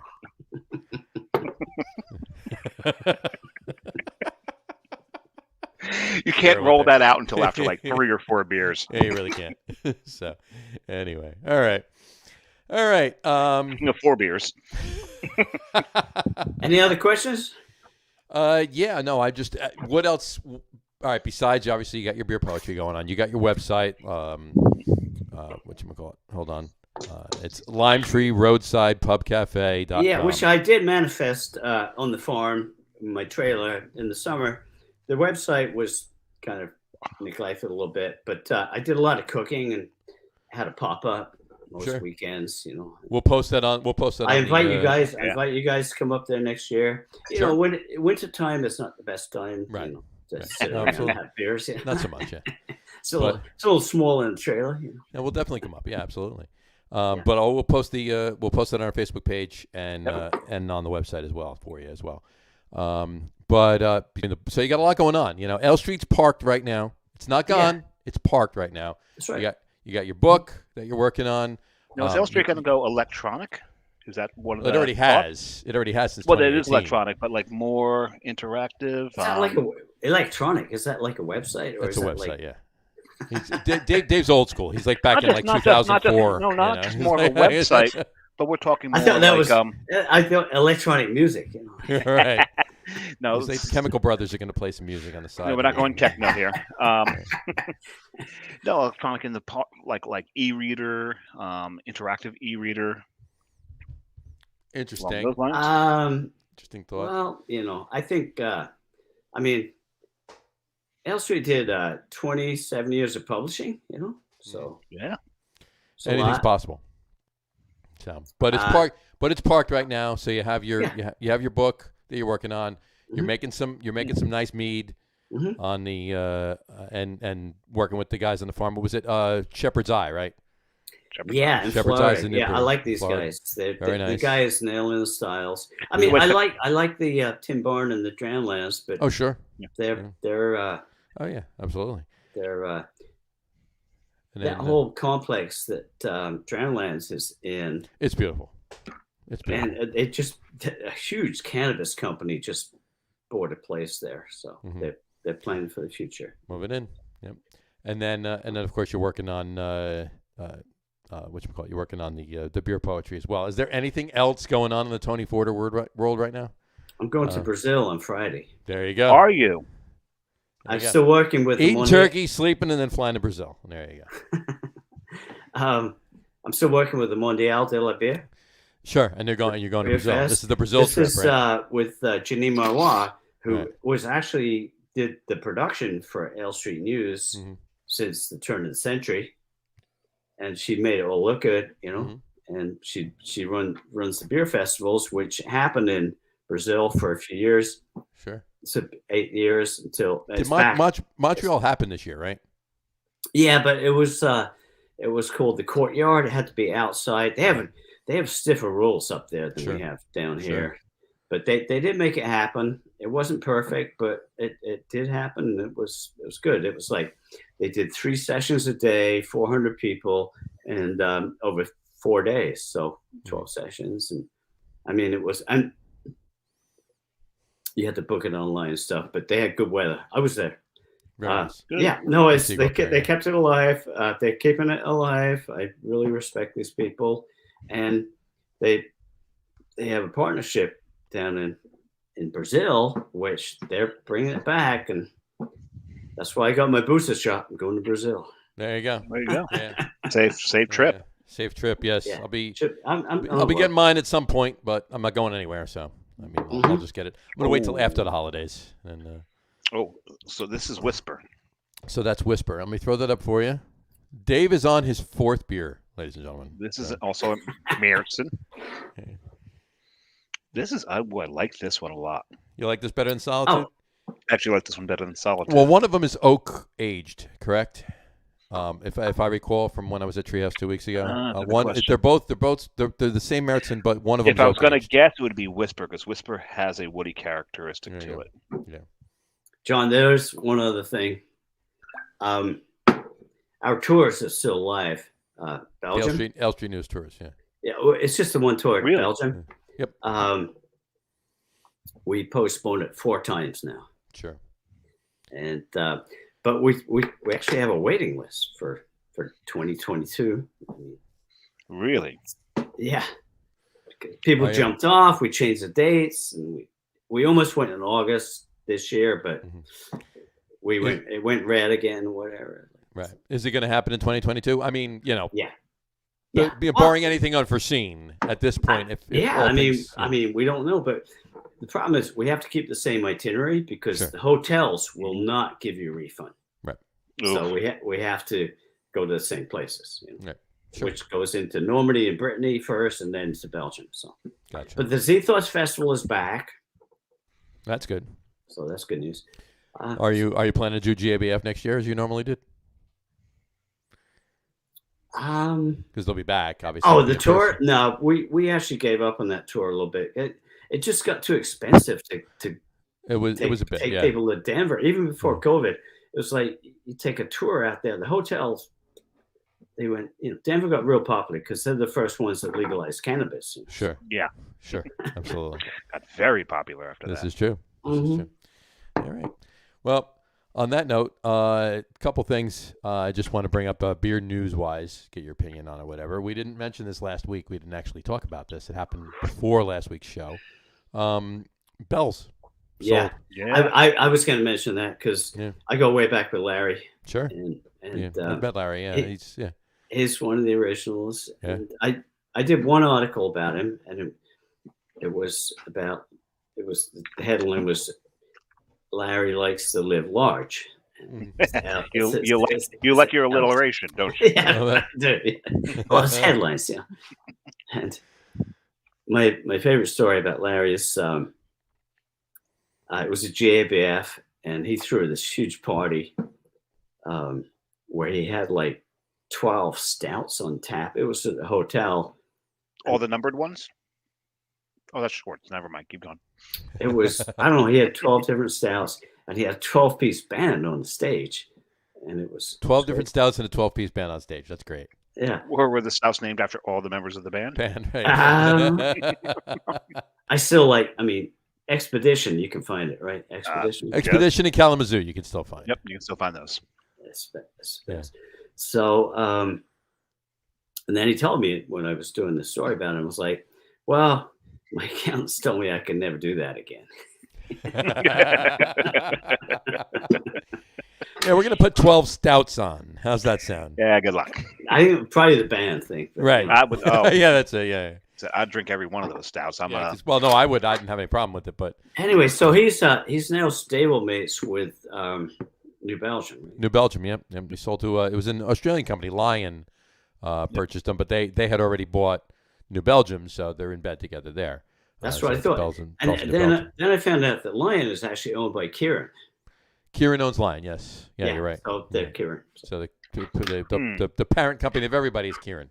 You're absolutely right. Yeah. So, but that's big news. That's big news. Bells is great. I mean, everything that they've made. I was out there the last time I was out in Kalamazoo a couple of years ago, 2019, before COVID. BC, before COVID. We had to wait so long to BC little O, because you can't just say BC. It's BC little O, so it's before COVID. We had to wait so long for Bells to be available in New Jersey. I mean, yes, it took forever. It took forever. They were coming to New Jersey before they went to New York, and then they wound up being in New York for a year and a half before they were in New Jersey. Yeah, right. So it was crazy, but yeah, it took a while, but they got here, and that's been they've been in Jersey for about 3 years now, so maybe a little longer, 3.5. But yeah, they're. What do you think? It's my turn to ask questions. Go for it.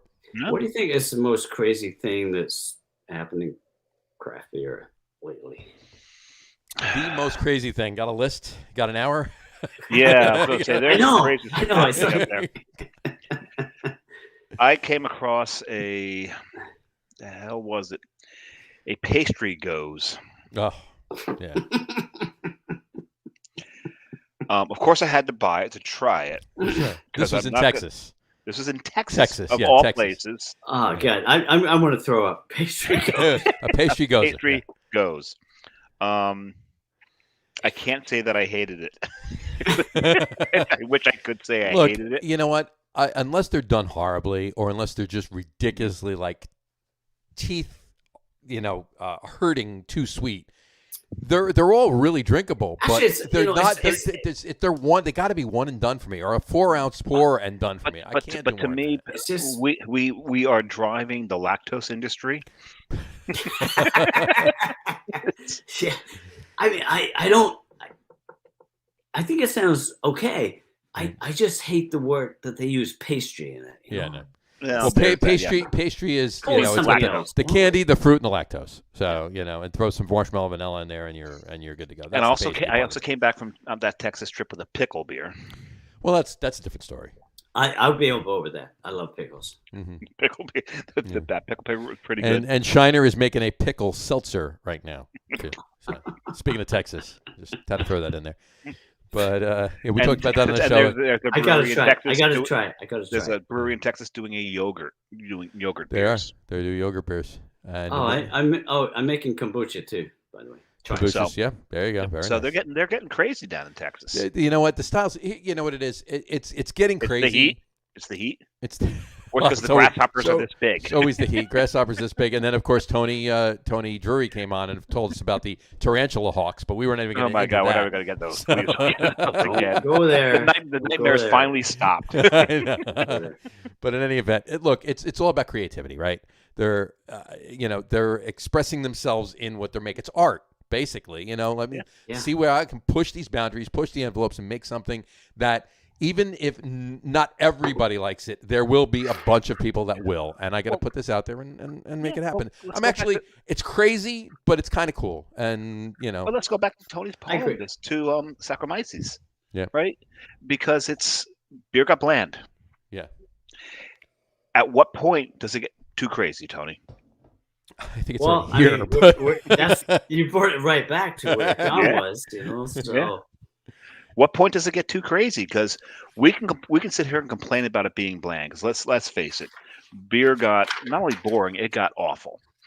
To the point. I tell everybody there that I try to drag into the craft beer world. Have you ever let this macro beer that you're drinking warm up? Because if it warms up and you drink it, it tastes like ass. it's not even. It can't even get warm. It's not even warm up. It's Yeah, get not even warm above 40 degrees. Yeah, get above 40 degrees. And I explained That's to him, this is why the mountains have to be blue, because the mountains have to be blue to numb your taste buds so you can't taste the ass in the beer. Right.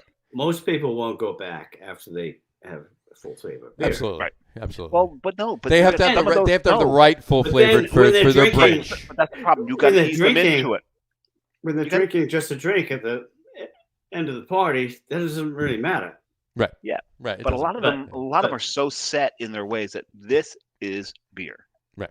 Anything else is not beer. Oh, this is too bitter. You hand them an IPA. This is too bitter. Mhm. You hand them a Do- Berliner Weiss. Well, God, this is sour. What Right. are you drinking? There's something wrong with the Do you beer. remember that whole thing? I don't know if it's the 90s or the early 2000s, where if you didn't, if you go into craft beer versus mainstream, you're un-American. Mhm. Oh yeah. Right. Yeah. Yeah. I mean, oh, yeah. that was ridiculous. Oh, but my Yeah, favorite late thing 90s, early is 2000s. Yeah. Yeah. my favorite thing is when AB InBev during the Super Bowl. Are we allowed to say that on the show? Oh, fuck them. But during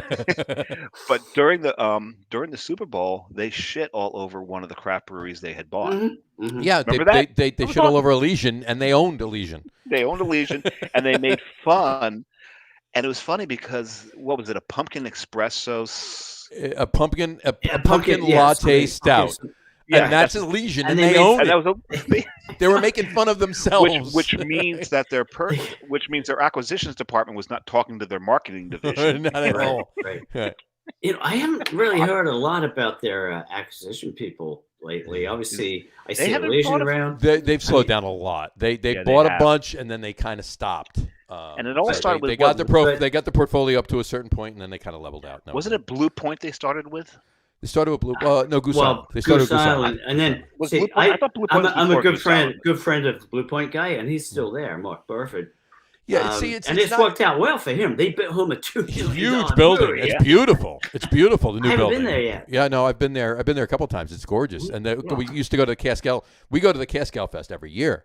out of Blue Point, and it used to be at the small Oh. brewery, off to the side and everything else. They used to throw great parties, right? Great Those parties, guys? great Yeah. parties. Oh, Yes, my God. absolutely.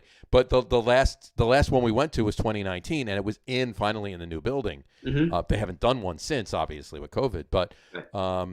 whatchamacallit, it was just, the new building is just amazing. It really is, and it's all that AB InBev money. But here's the thing: all of these deals that AB InBev, they're purchasing the brewery, right? But it's more of a distribution kind of a thing. Now, like with Goose Island, they're making. AB InBev is making. They're making the Goose Island IPA. They're making. It's made in the Budweiser factories. It's made in the Budweiser, right? Just like the core beers, like all of that stuff. But all of the specialty stuff, Goose Island is still making in Chicago. BCBS, Bud does not make BCBS. They make it in Chicago.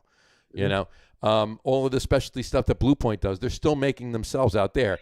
But toasted lager and stuff like that, they're making at the Budweiser.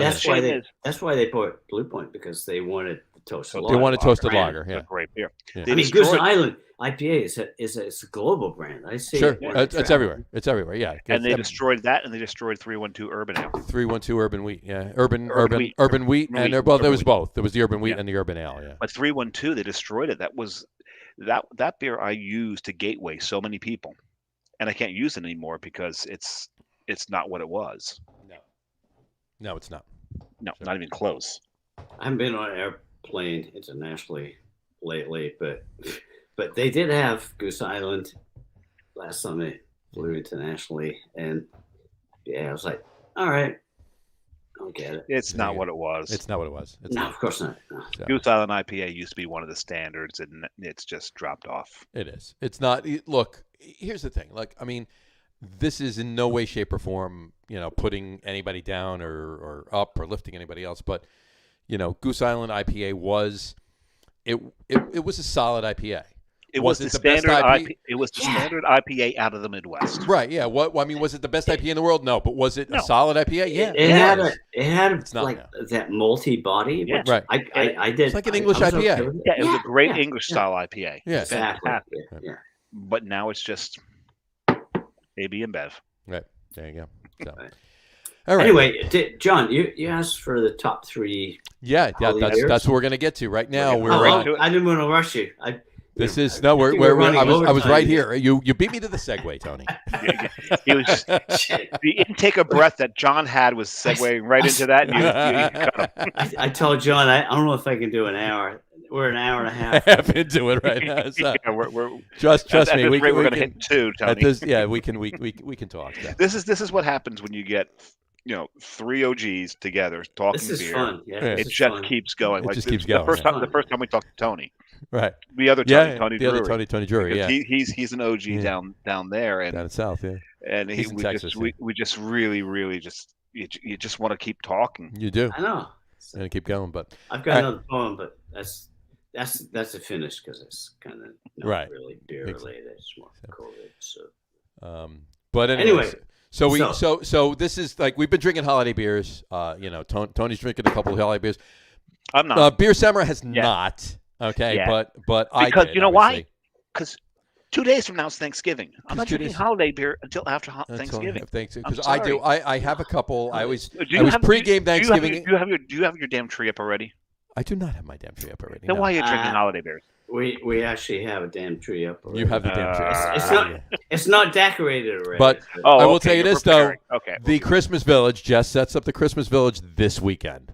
Okay. The tree will get set up either next week or the following weekend, but this weekend is the Christmas Village setup, but it's after Thanksgiving. It's after Thanksgiving. Yeah, it's after Thanksgiving, right? But wait until Christmas season did not start until you saw Santa in the Thanksgiving at the Macy's parade, right? Exactly.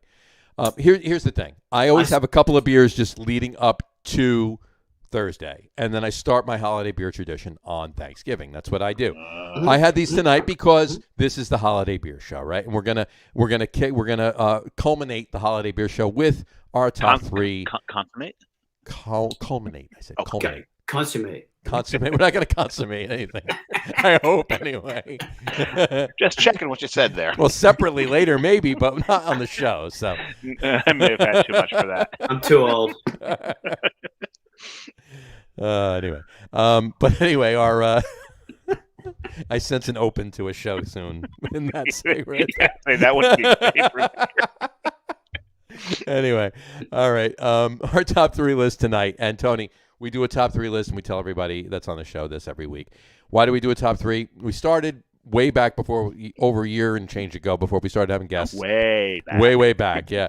When it was just Dave and I, so it's 33. 1933, we pay tribute to Prohibition. You started this show in 1933. Yes, it's been on the internet the whole time. Amazing that we look good for a age, don't we? Really. So anyway, but and also why a top 3 list, because the top 10 would take too long. So there you go. So and Dave and I usually get about 8 or 10 into our top 3 list anyway. Yeah. I mean, 5 would be good for me. Yeah. So. But anyway, you say that I may be getting difficult. We're probably. I got 5 in. I have 12 written down on my sheet over here. So I've got 5. I got 5. There you go. Anyway, all right. So tonight's top 10 list. Not top 10 list. I'm kidding. Counting down. Tonight's top 3 list is top 3 favorite holiday beers. Top 3 favorite holiday beers. All right. We're going to start with Mr. Forder. Tony, give us your top 3 or 5, as it were, holiday beers, please. Okay, I can keep it short. So the ones I've been drinking, Celebration. It's just when it comes out, you just have to get it. Yeah, absolutely. Given. And chocolate, Brooklyn black chocolate stout. Black chocolate stout. Yeah. Thank you. It's we have it in the house. My wife, Sue, she saw it. She bought a case. I see. And it's her favorite beer. Beautiful. And it's one of our holiday traditions. The other one has got to be Belgium. And I was thinking like Still Knocked from the Doll. Oh, that's a great beer. But it's pretty hard to find. So I'm going with Schoof. Nice Schoof, yeah. Just had one of those a couple days ago. Actually, where were we? We were in Boston somewhere. Yeah, it was.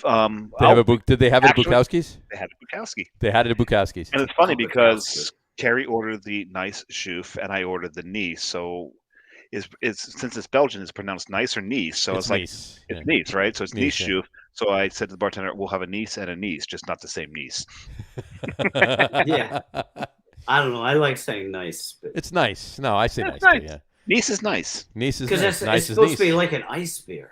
It is. Yeah, exactly. It's a nice winter warmer, but yeah, that's beautiful. Those are 3 perfect beers for the holidays. Absolutely. Well, he said he had 5.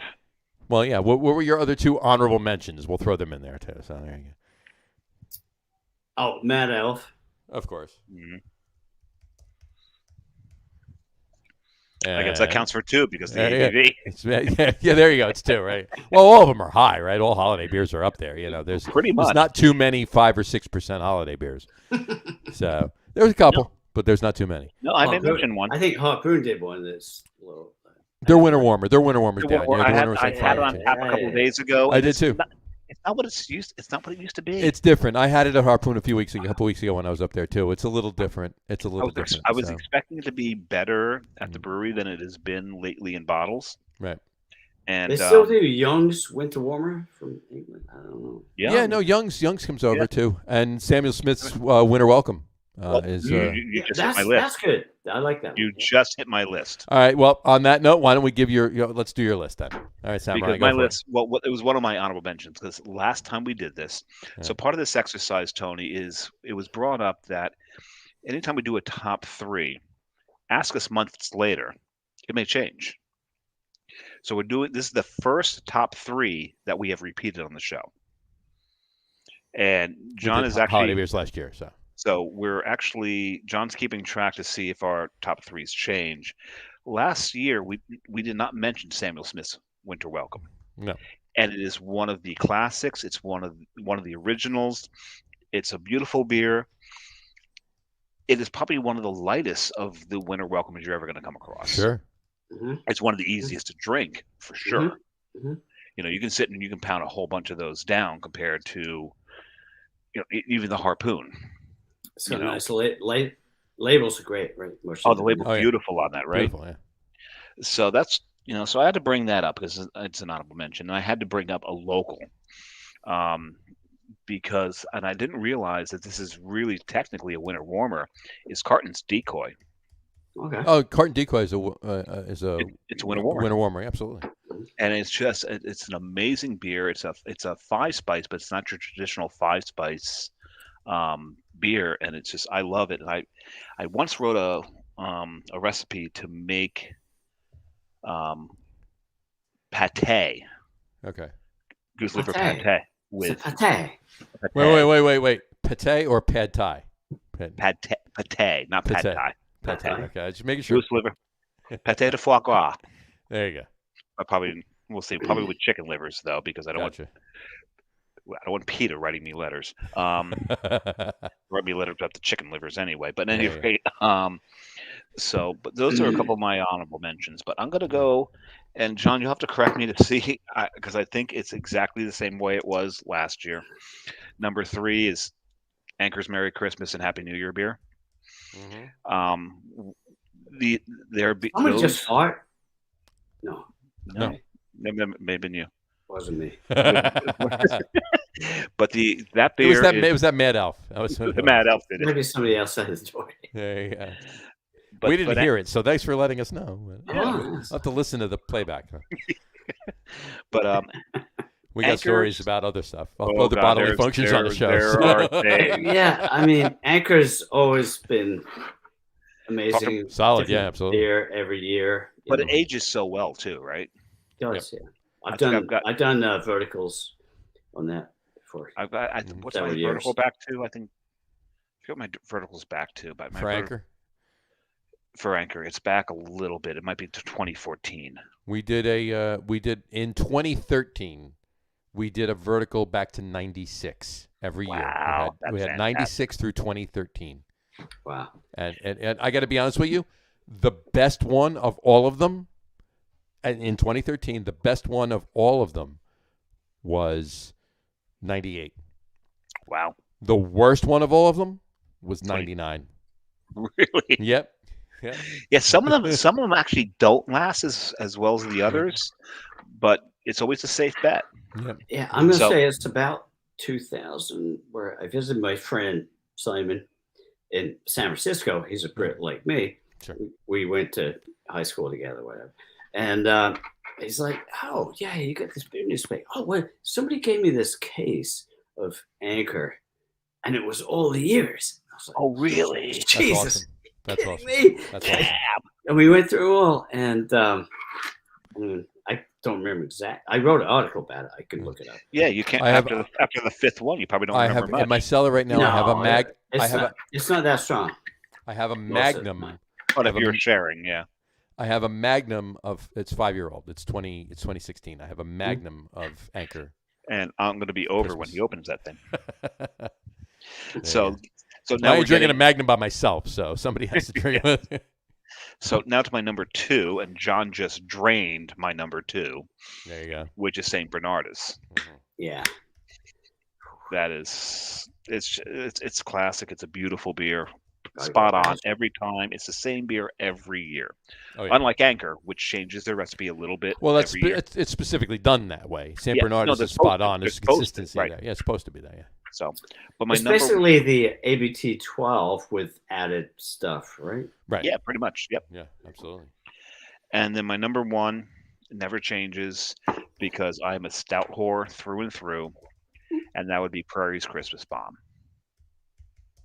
I love that There beer. you go. Prairies, but can everyone get the Prairie? So, We get it in Jersey now. Get in Jersey now. Prairie's sorry. in Jersey now. Okay. So, Yeah, it's a hard one because it comes out of Oklahoma, and you don't get a lot of distribution out of Oklahoma, Oklahoma. Sorry. That's where the wind's rolling down the well, plain. no, that was a Dirty Rotten Scoundrels Yes. reference that I was making. So, So Thank now, you. John, I know you. Oklahoma. Now I know you're keeping track, John. How does that compare to All right. mine from last year? How does it compare to yours from last year? Okay, this year I got them both down here. This year your top 3 is number 3 is Anchor Christmas. I'm Yep. sorry, Merry Christmas and Happy New Year. If you want to Yep. be specific. Number 2 is St. Bernardus Christmas Ale, and number 1 is Prairie Christmas Bomb. Last year your Yep. top 3 was number 3 was Anchor Merry Christmas and Happy New Year. Number 2 was St. Bernardus Christmas Ale, and number 1 was Prairie Christmas Bomb. So, there you go. I told you. I think. There I you go. think. His guy's Your just palate's stick in the pretty mud. set. He's a stick in the mud. Your I pal's just pretty stayed set. There you go. All right. So mine has changed, and I'm gonna tell you, I didn't cheat. I put down my top 3 for this year. I never even looked at it. So. I put down my top 3 for this year. I looked afterwards, obviously, because I had to look for the show. But I looked afterwards. Mine has changed. Well, my number 1 didn't change, but my other 2 It's did. number 1. My number 1 doesn't change. Number one never changes, right? Number 1 changes. Okay, so here's my number 3 is no honorable mentions at all. Oh, I got a bunch of honorable mentions. I'll talk about them first. Okay. I'll talk about 2. I'll talk about 2 honorable mentions afterwards, and you'll see why then. But okay. Course and Donk's a great Christmas ale as well. Yes, it is. Delirium Noel is pretty damn good too. Mad Elf, obviously. You got to if you're going to stick in the Belgians, you got to go with Fenton's Hive. Hive's good, absolutely. Yeah. Mad Elf, obviously, hot on the show. It's a great beer. We talked about this last week and the week before. Old Fezziwig.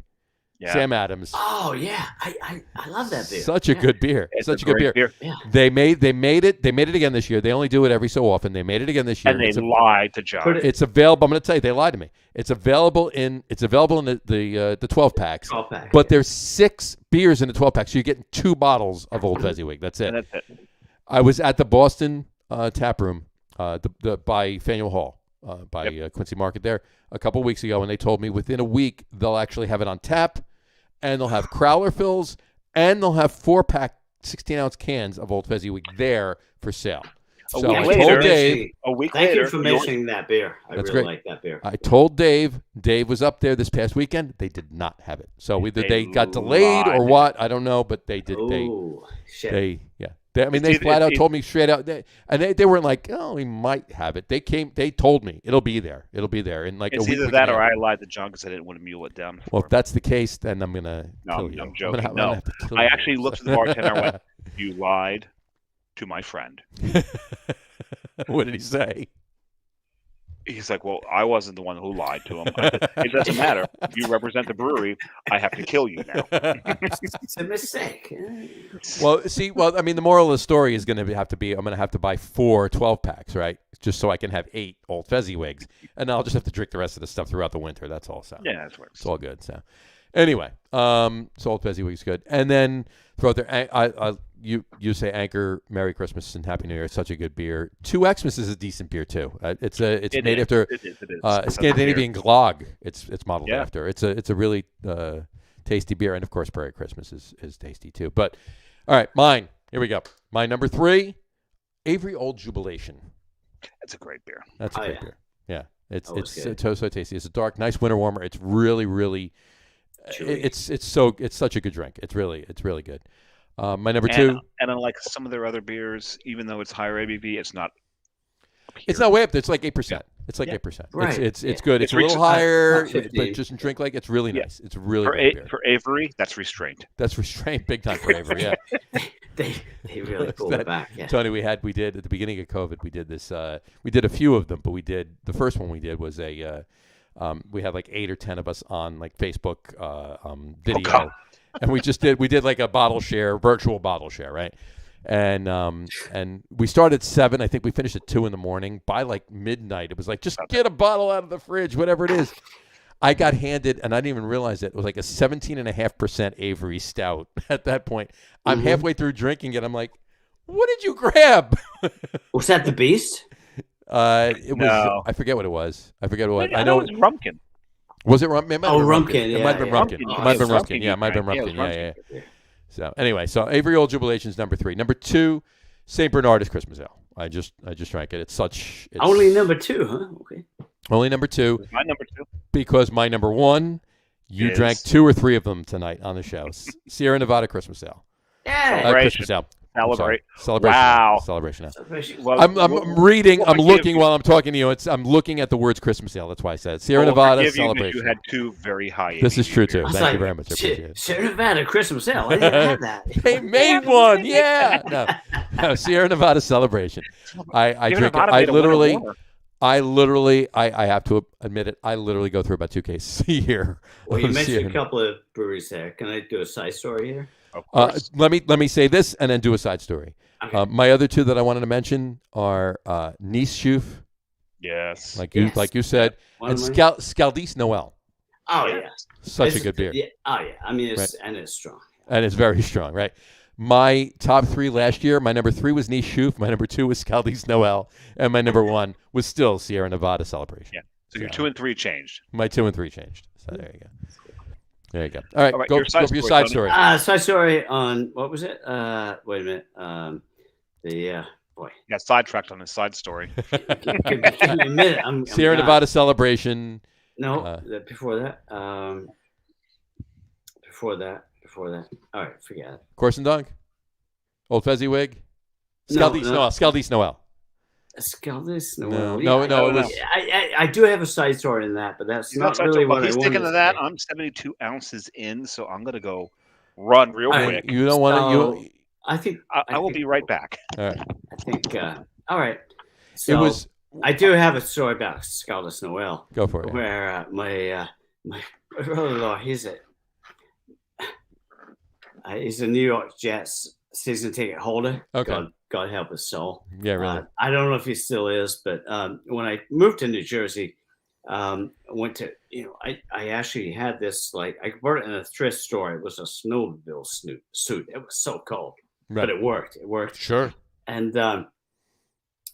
these guys were doing the parking lot stuff, and I don't know what these guys were next to us, and they said, "Hey, try this. It's like 8%." And I'm like, "Try this. It's 12%." Scaldis Noel. Scaldis Noel, yeah. That's great. That's great. I got a Scaldis story. I was like, one of the most expensive bottle of Scaldis I ever bought was actually at Spuyten in Williamsburg.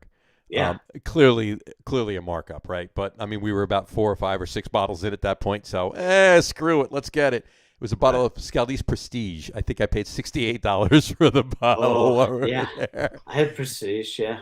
Prestige is We went to the brewery. We've been to the brewery there a couple times.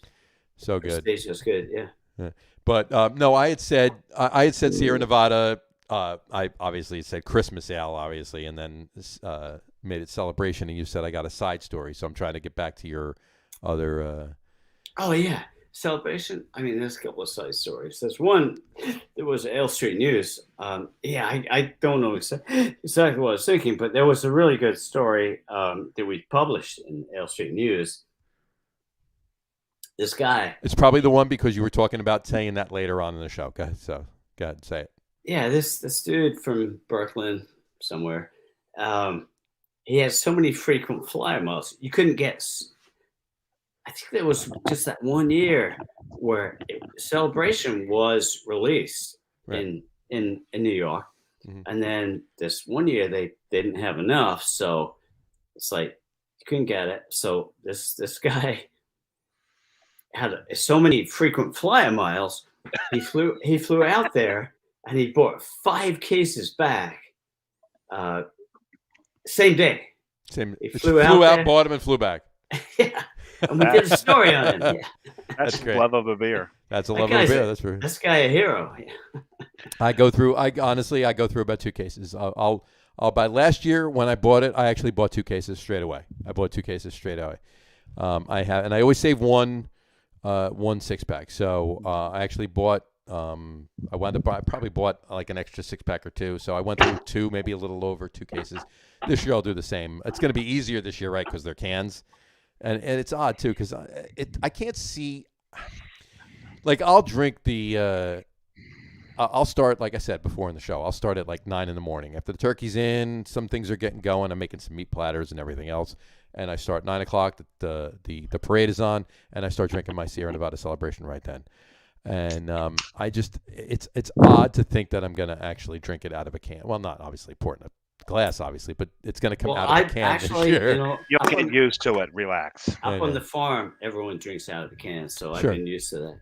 So. Gotcha. Okay. Well, since I made room. You made room, did you? We made room, and we now know that the limit of the Samurai's bladder is about 72 ounces. I never measure, actually. Well, no, I just drank 4 16-ounce cans. The limit of somebody else's bladder that shall, since we've already said his name twice, we're not going to say his name again on the show, is less than 72 ounces. Yeah, we know that. We know that. So. And then there's another one who's probably even less than that, but probably we'll tell. Actually, it was Tony more later. dramatic. It was dramatic. Yeah, It was very dramatic. That show, yeah. It was awesome. So now I'm drinking Rover, so I'm sticking with the. God, man, there you really go. Washing this you got out. Rover going. It's totally washed out because that's like looks pink and it's it's peach. No, it's peach. Rover's peach. Rover's peach. Well, this is the Munich Double. Munich Rover's the double. The Dunkel. The Dunkel. Yeah. Munich Double. That's weird. A Munich Double. The only thing I have here is a mead. So. Oh, there you go. Popping a mead. All right. I'm actually going to drink a. I'm not going to rinse the glass. I'm going to drink a River Horse Belgian Freeze. Oh, you said you're going to have that up River there. River Horse, yeah. Good for those guys. Yeah. There you go. So, I don't know. What's the future look like? Oh my God, that's really good. Is it? The Munich Dunkel. It's drier than I thought it would be. It's very good. It is very good. Yeah, I actually had it at the brewery. I did not bring any of that back, but I actually had it at the brewery, and it was very delicious. That is fantastic. Let me just. Hey, John, what's up with 381? 381 closed. Yeah. Sadly, August 4th, 2019. No more. The building is gone. Everything's been mowed over and plowed over, and condos with storefronts are going in that entire section of town. So, because they needed more of that. Yeah, so. I know. Have you seen Hackensack lately? Yeah, same thing. It's going on everywhere. It's going on everywhere. So. Yeah, apparently, it was Little Falls, right? It was Little Falls, yeah. Apparently, they needed less buy one get one free pizza. Apparently, less buy one get one free pizza, and it was less, every Tuesday. Less good craft. So, was that Tuesday or Thursdays? Cheers. It was on Tuesdays. Yeah, to 381. To 381. I want to make another cheers really quick while we have the glasses up. Cheers to Gretchen Schmidhausler. For 7 years of Little Dog. Yeah. 7 years of Little Dog. Gretchen. We were over it. We were over at the brewery on Saturday. Gretchen. Saturday? Yes, Saturday. Saturday we were there. How was that? Sleeper. Yeah, she released a Schwartz beer called Sleeper. Which John and I, that's both of ours, close to the top favorites. Oh yeah, we're both big Schwartz beer whores. So. It's got side stories. So I got a side story of Gretchen. You gonna remember this? Gretchen, go for it. Cheers to Gretchen, and here's your side story, Gretchen.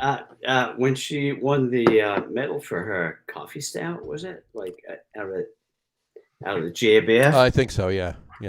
Basil Teas. That's when she was Basil Teas. Yeah, she was at Basil Teas, and she said that we used to sell these beer goddess thongs. Yeah. Yes, I remember that. So you didn't. I do remember. Said, I wore one once. She said she was wearing it when she received that medal. Was she really? I can see her turning beet red right now. See, the only difference there is when I wore mine, I didn't have anything else on. She probably did. So, and they gave John a medal to take it off and put something else on. Take it off. Put something else on. Yeah. This isn't really going where I wanted. That's kind of the theme of the show. There you go. So, it's great. You never know where it's going to go. Fucking 2 hours in here. Is it ever going to end? There you go. It's gonna. Well, we got to finish these beers. This will end it. This is a really heavy poem. This is pretty good. So, it's not beer related, but I read enough poetry. You don't have to have it. No, go for it. Go for it. COVID poem. Go give the COVID poem. We'll wrap up the show, and then we can finish our beers off after we wrap up. So go for it. And while I eat my Chipotle bourbon beef jerky. There you go. Pause button punch for the entire human race. Time to take a look at yourself face to face. Everything was moving way too fast, so superficial, nothing built to last. Thought we were strong, having such a blast. The lives we were living, now they're in the past. running around at such a frantic pace after all the things we think we have to chase. Pause button punch for the entire human race. Take a look at yourself now, face to face. Who really knows where this road might lead? Time to figure out what we really need. A new beginning, a precious seed, something of substance on which we can feed. The world, as we know it, has been knocked off its base. You're no different. You're not such a special case. Pause button punch for the entire human race. Take a look at yourself now, face to face. Do you really know what's going on in your mind? You might be surprised at what you will find. Most of us walk around unconsciously blind, but it doesn't take much to live consciously kind. We all have some things we'd like to erase. Just think about things you ought to embrace. Pause button punch for the entire human race. Time to take a look at yourself, face to face. There you go. Wow. And unfortunately, face to face became Zoom calls. Yeah. Mm-hmm. Mm-hmm. You know, there was very little face to face. Mm-hmm. No, I'm talking about face to face yourself. Your face. Oh, yeah. your face, the Face to mirror. face, yeah. Mirror, right. Check out the man in the mirror. What's interesting is in February of that year, I moved to Rhode Island. Mm-hmm. Is that where you are now? He moved to No. Rhode Island. Nope. And within a month, everything is shut down. Mm-hmm. I basically spent the worst part of COVID in Rhode Island. What's weird is that what it did is it forced me to actually go out and see Rhode Island without experiencing any consumerism, Mhm. shopping, tourism, just exploring the natural beauty of that state. And well, I wound up falling in love with that state because of that. Yeah, Because no, I that's thought you see at a different level, Mhm. right? When you take the human element and all that we've done to make ourselves mighty, Right. and that's take that away and just strip it down to it's just me out on the trails, the coastline, seeing just the natural beauty without that human intervention. Right. Yeah, exactly. I'm right with you there. You know, like I was able to do that on the farm. Yeah. When COVID hit, I was in my trailer up on the farm and just walking around, feeling nature. Yeah. Yeah. Yeah. And you became attuned to this planet that could so easily destroy us. Yep. I spent a bunch of time, a lot of time, down. I mean, I'm 4.5 blocks from the beach, from the sand and the ocean, Mhm. and I spent a ton of time early on in COVID. Just take a walk up, sit on the boardwalk, or just even go down on the beach and just stand, by the ocean, just checking it out, and Yeah, it was down in Belmar. self, The waves are such a calming influence. Yeah. They really So, are. But so is the wind through the trees, that's true. right? But we when we first started the podcast, Dave was up in Rhode Island, and a lot of the first shows that we did, he actually did from his rooftop up in the on where he was living In Pawtucket. In Pawtucket, yeah, he was up on the roof, and I just remember one show That where was it awesome. was like a thunderstorm coming up, and like a tornado came by, and It was almost a tornado. the table he was sitting at. He grabbed his phone as the table got pulled away and wound up down in the courtyard. So It flew. I was sheltering under a table on the roof. It's like they call it microbursts. this is during the Yeah. podcast. Well, it was during the audio portion of it. We were It's a doing the audio shame portion. we weren't doing the We video. weren't doing video yet. We were just doing because the audio. that would yeah. have been That would have fantastic. been great. I would have loved that. That would have been Guys. awesome. I might have to leave. So we're gonna wrap it up anyway. So Yeah, we're about sit tight. On that note, sit tight. I'm gonna wrap up the show. We'll talk to you for a couple of seconds, and then we're gonna wrap it up. So don't go anywhere. Don't sign off. Tony, thank you so much for coming on. This has It's been an been awesome fun. show. Yeah. This has been a great show. Oh, it's awesome. been a blast. Really enjoyed it. Absolutely. And bringing the Because flute out on the show. Not for nothing. It's rare that we have someone who's been in it longer than we have. Right. This is true. So you're saying I'm old? No. I didn't say that. You said more that. experienced. What's the name of the spear? I'm not. ESP. It's an ESP. I'm not scared of being old. Tony's an extra special Brit. There you ESP. go. I'm an ESP. I'm an ESP. No, but it's really been an honor to be talking to someone who has been in this longer than we have. Maybe not much longer, but longer. Not much longer, but longer. And bring that perspective. You were there at the beginning, probably. Absolutely, Well, John was, but yeah, we were there at the beginning. But absolutely, you having experienced it in England before you came over here, before it exploded over here. Yeah, absolutely. Because you had good beer being experienced brewed it over there, come over here, and then experience it again as it exploded over here. That's a beautiful thing. So, but yeah, on that note, it's been great, and also bringing out the flute was awesome. And I that's the first time on the show any instrument being played. Well, you know what? We had Chris Kuzme on the show 2 weeks ago, and he did not bring out his saxophone. So I'm going to actually call him and say, "Hey, Chris, Tony brought out his flute. Why didn't you bring out your sax?" Yeah. Oh, Chris Kuzme. I'm thinking like Chris Chavo up at Shepherd. No, Chris we're brothers. Yeah. Yeah. So that'd be great. I'll give you. All right. When you finish, I'll give you you play us out. I'll finish the outro. Are you going to play us out? Are you going to do any Ian Anderson for us? Do a little Ian Anderson. There you go. No. Yeah. All right. So let me do the outro, if you will, and then you can play us out. Here comes the litany. We'll wrap up the show for today on that point. We want to thank everybody for watching. The litany. Don't forget to visit our website. Anyway, for those of you just listening to the audio podcast, you screw me up. We want to thank everybody for watching. And for those of you just listening to the audio podcast, thanks for listening.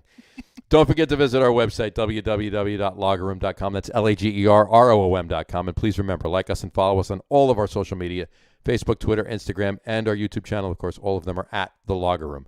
Remember, we go live with the video podcast on both Facebook and YouTube every Tuesday evening at around 6:30 Eastern Time.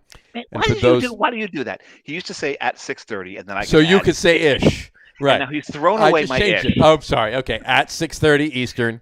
Ish. Thank you. Thanks. For those of you that just want to listen to the audio podcast, you can do so on Apple Podcasts, Spotify, TuneIn, Stitcher, and Google Podcasts. Plus, the show is now available on Amazon Music Podcasts and iHeartRadio as well. And if you haven't done so already, please subscribe to one or more of those feeds, and you will never miss a show. Again, thanks for following along with us. Have a great rest of your week.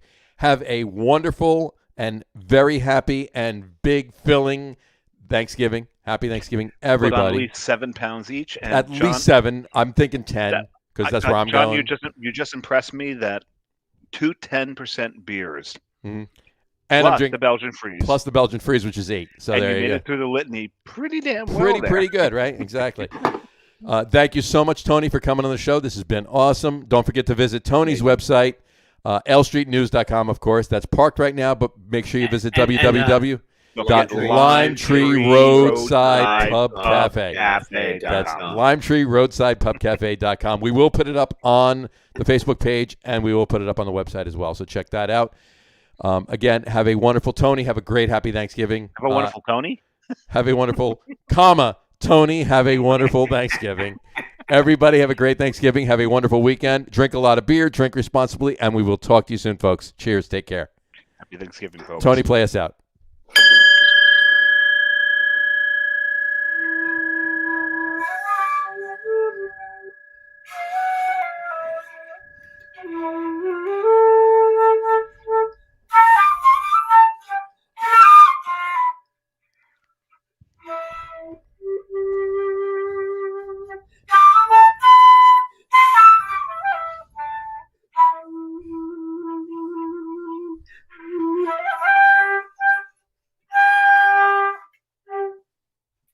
There you go. There it is. Cheers, everyone. Bye, Happy folks. Thanksgiving. Thanks, guys.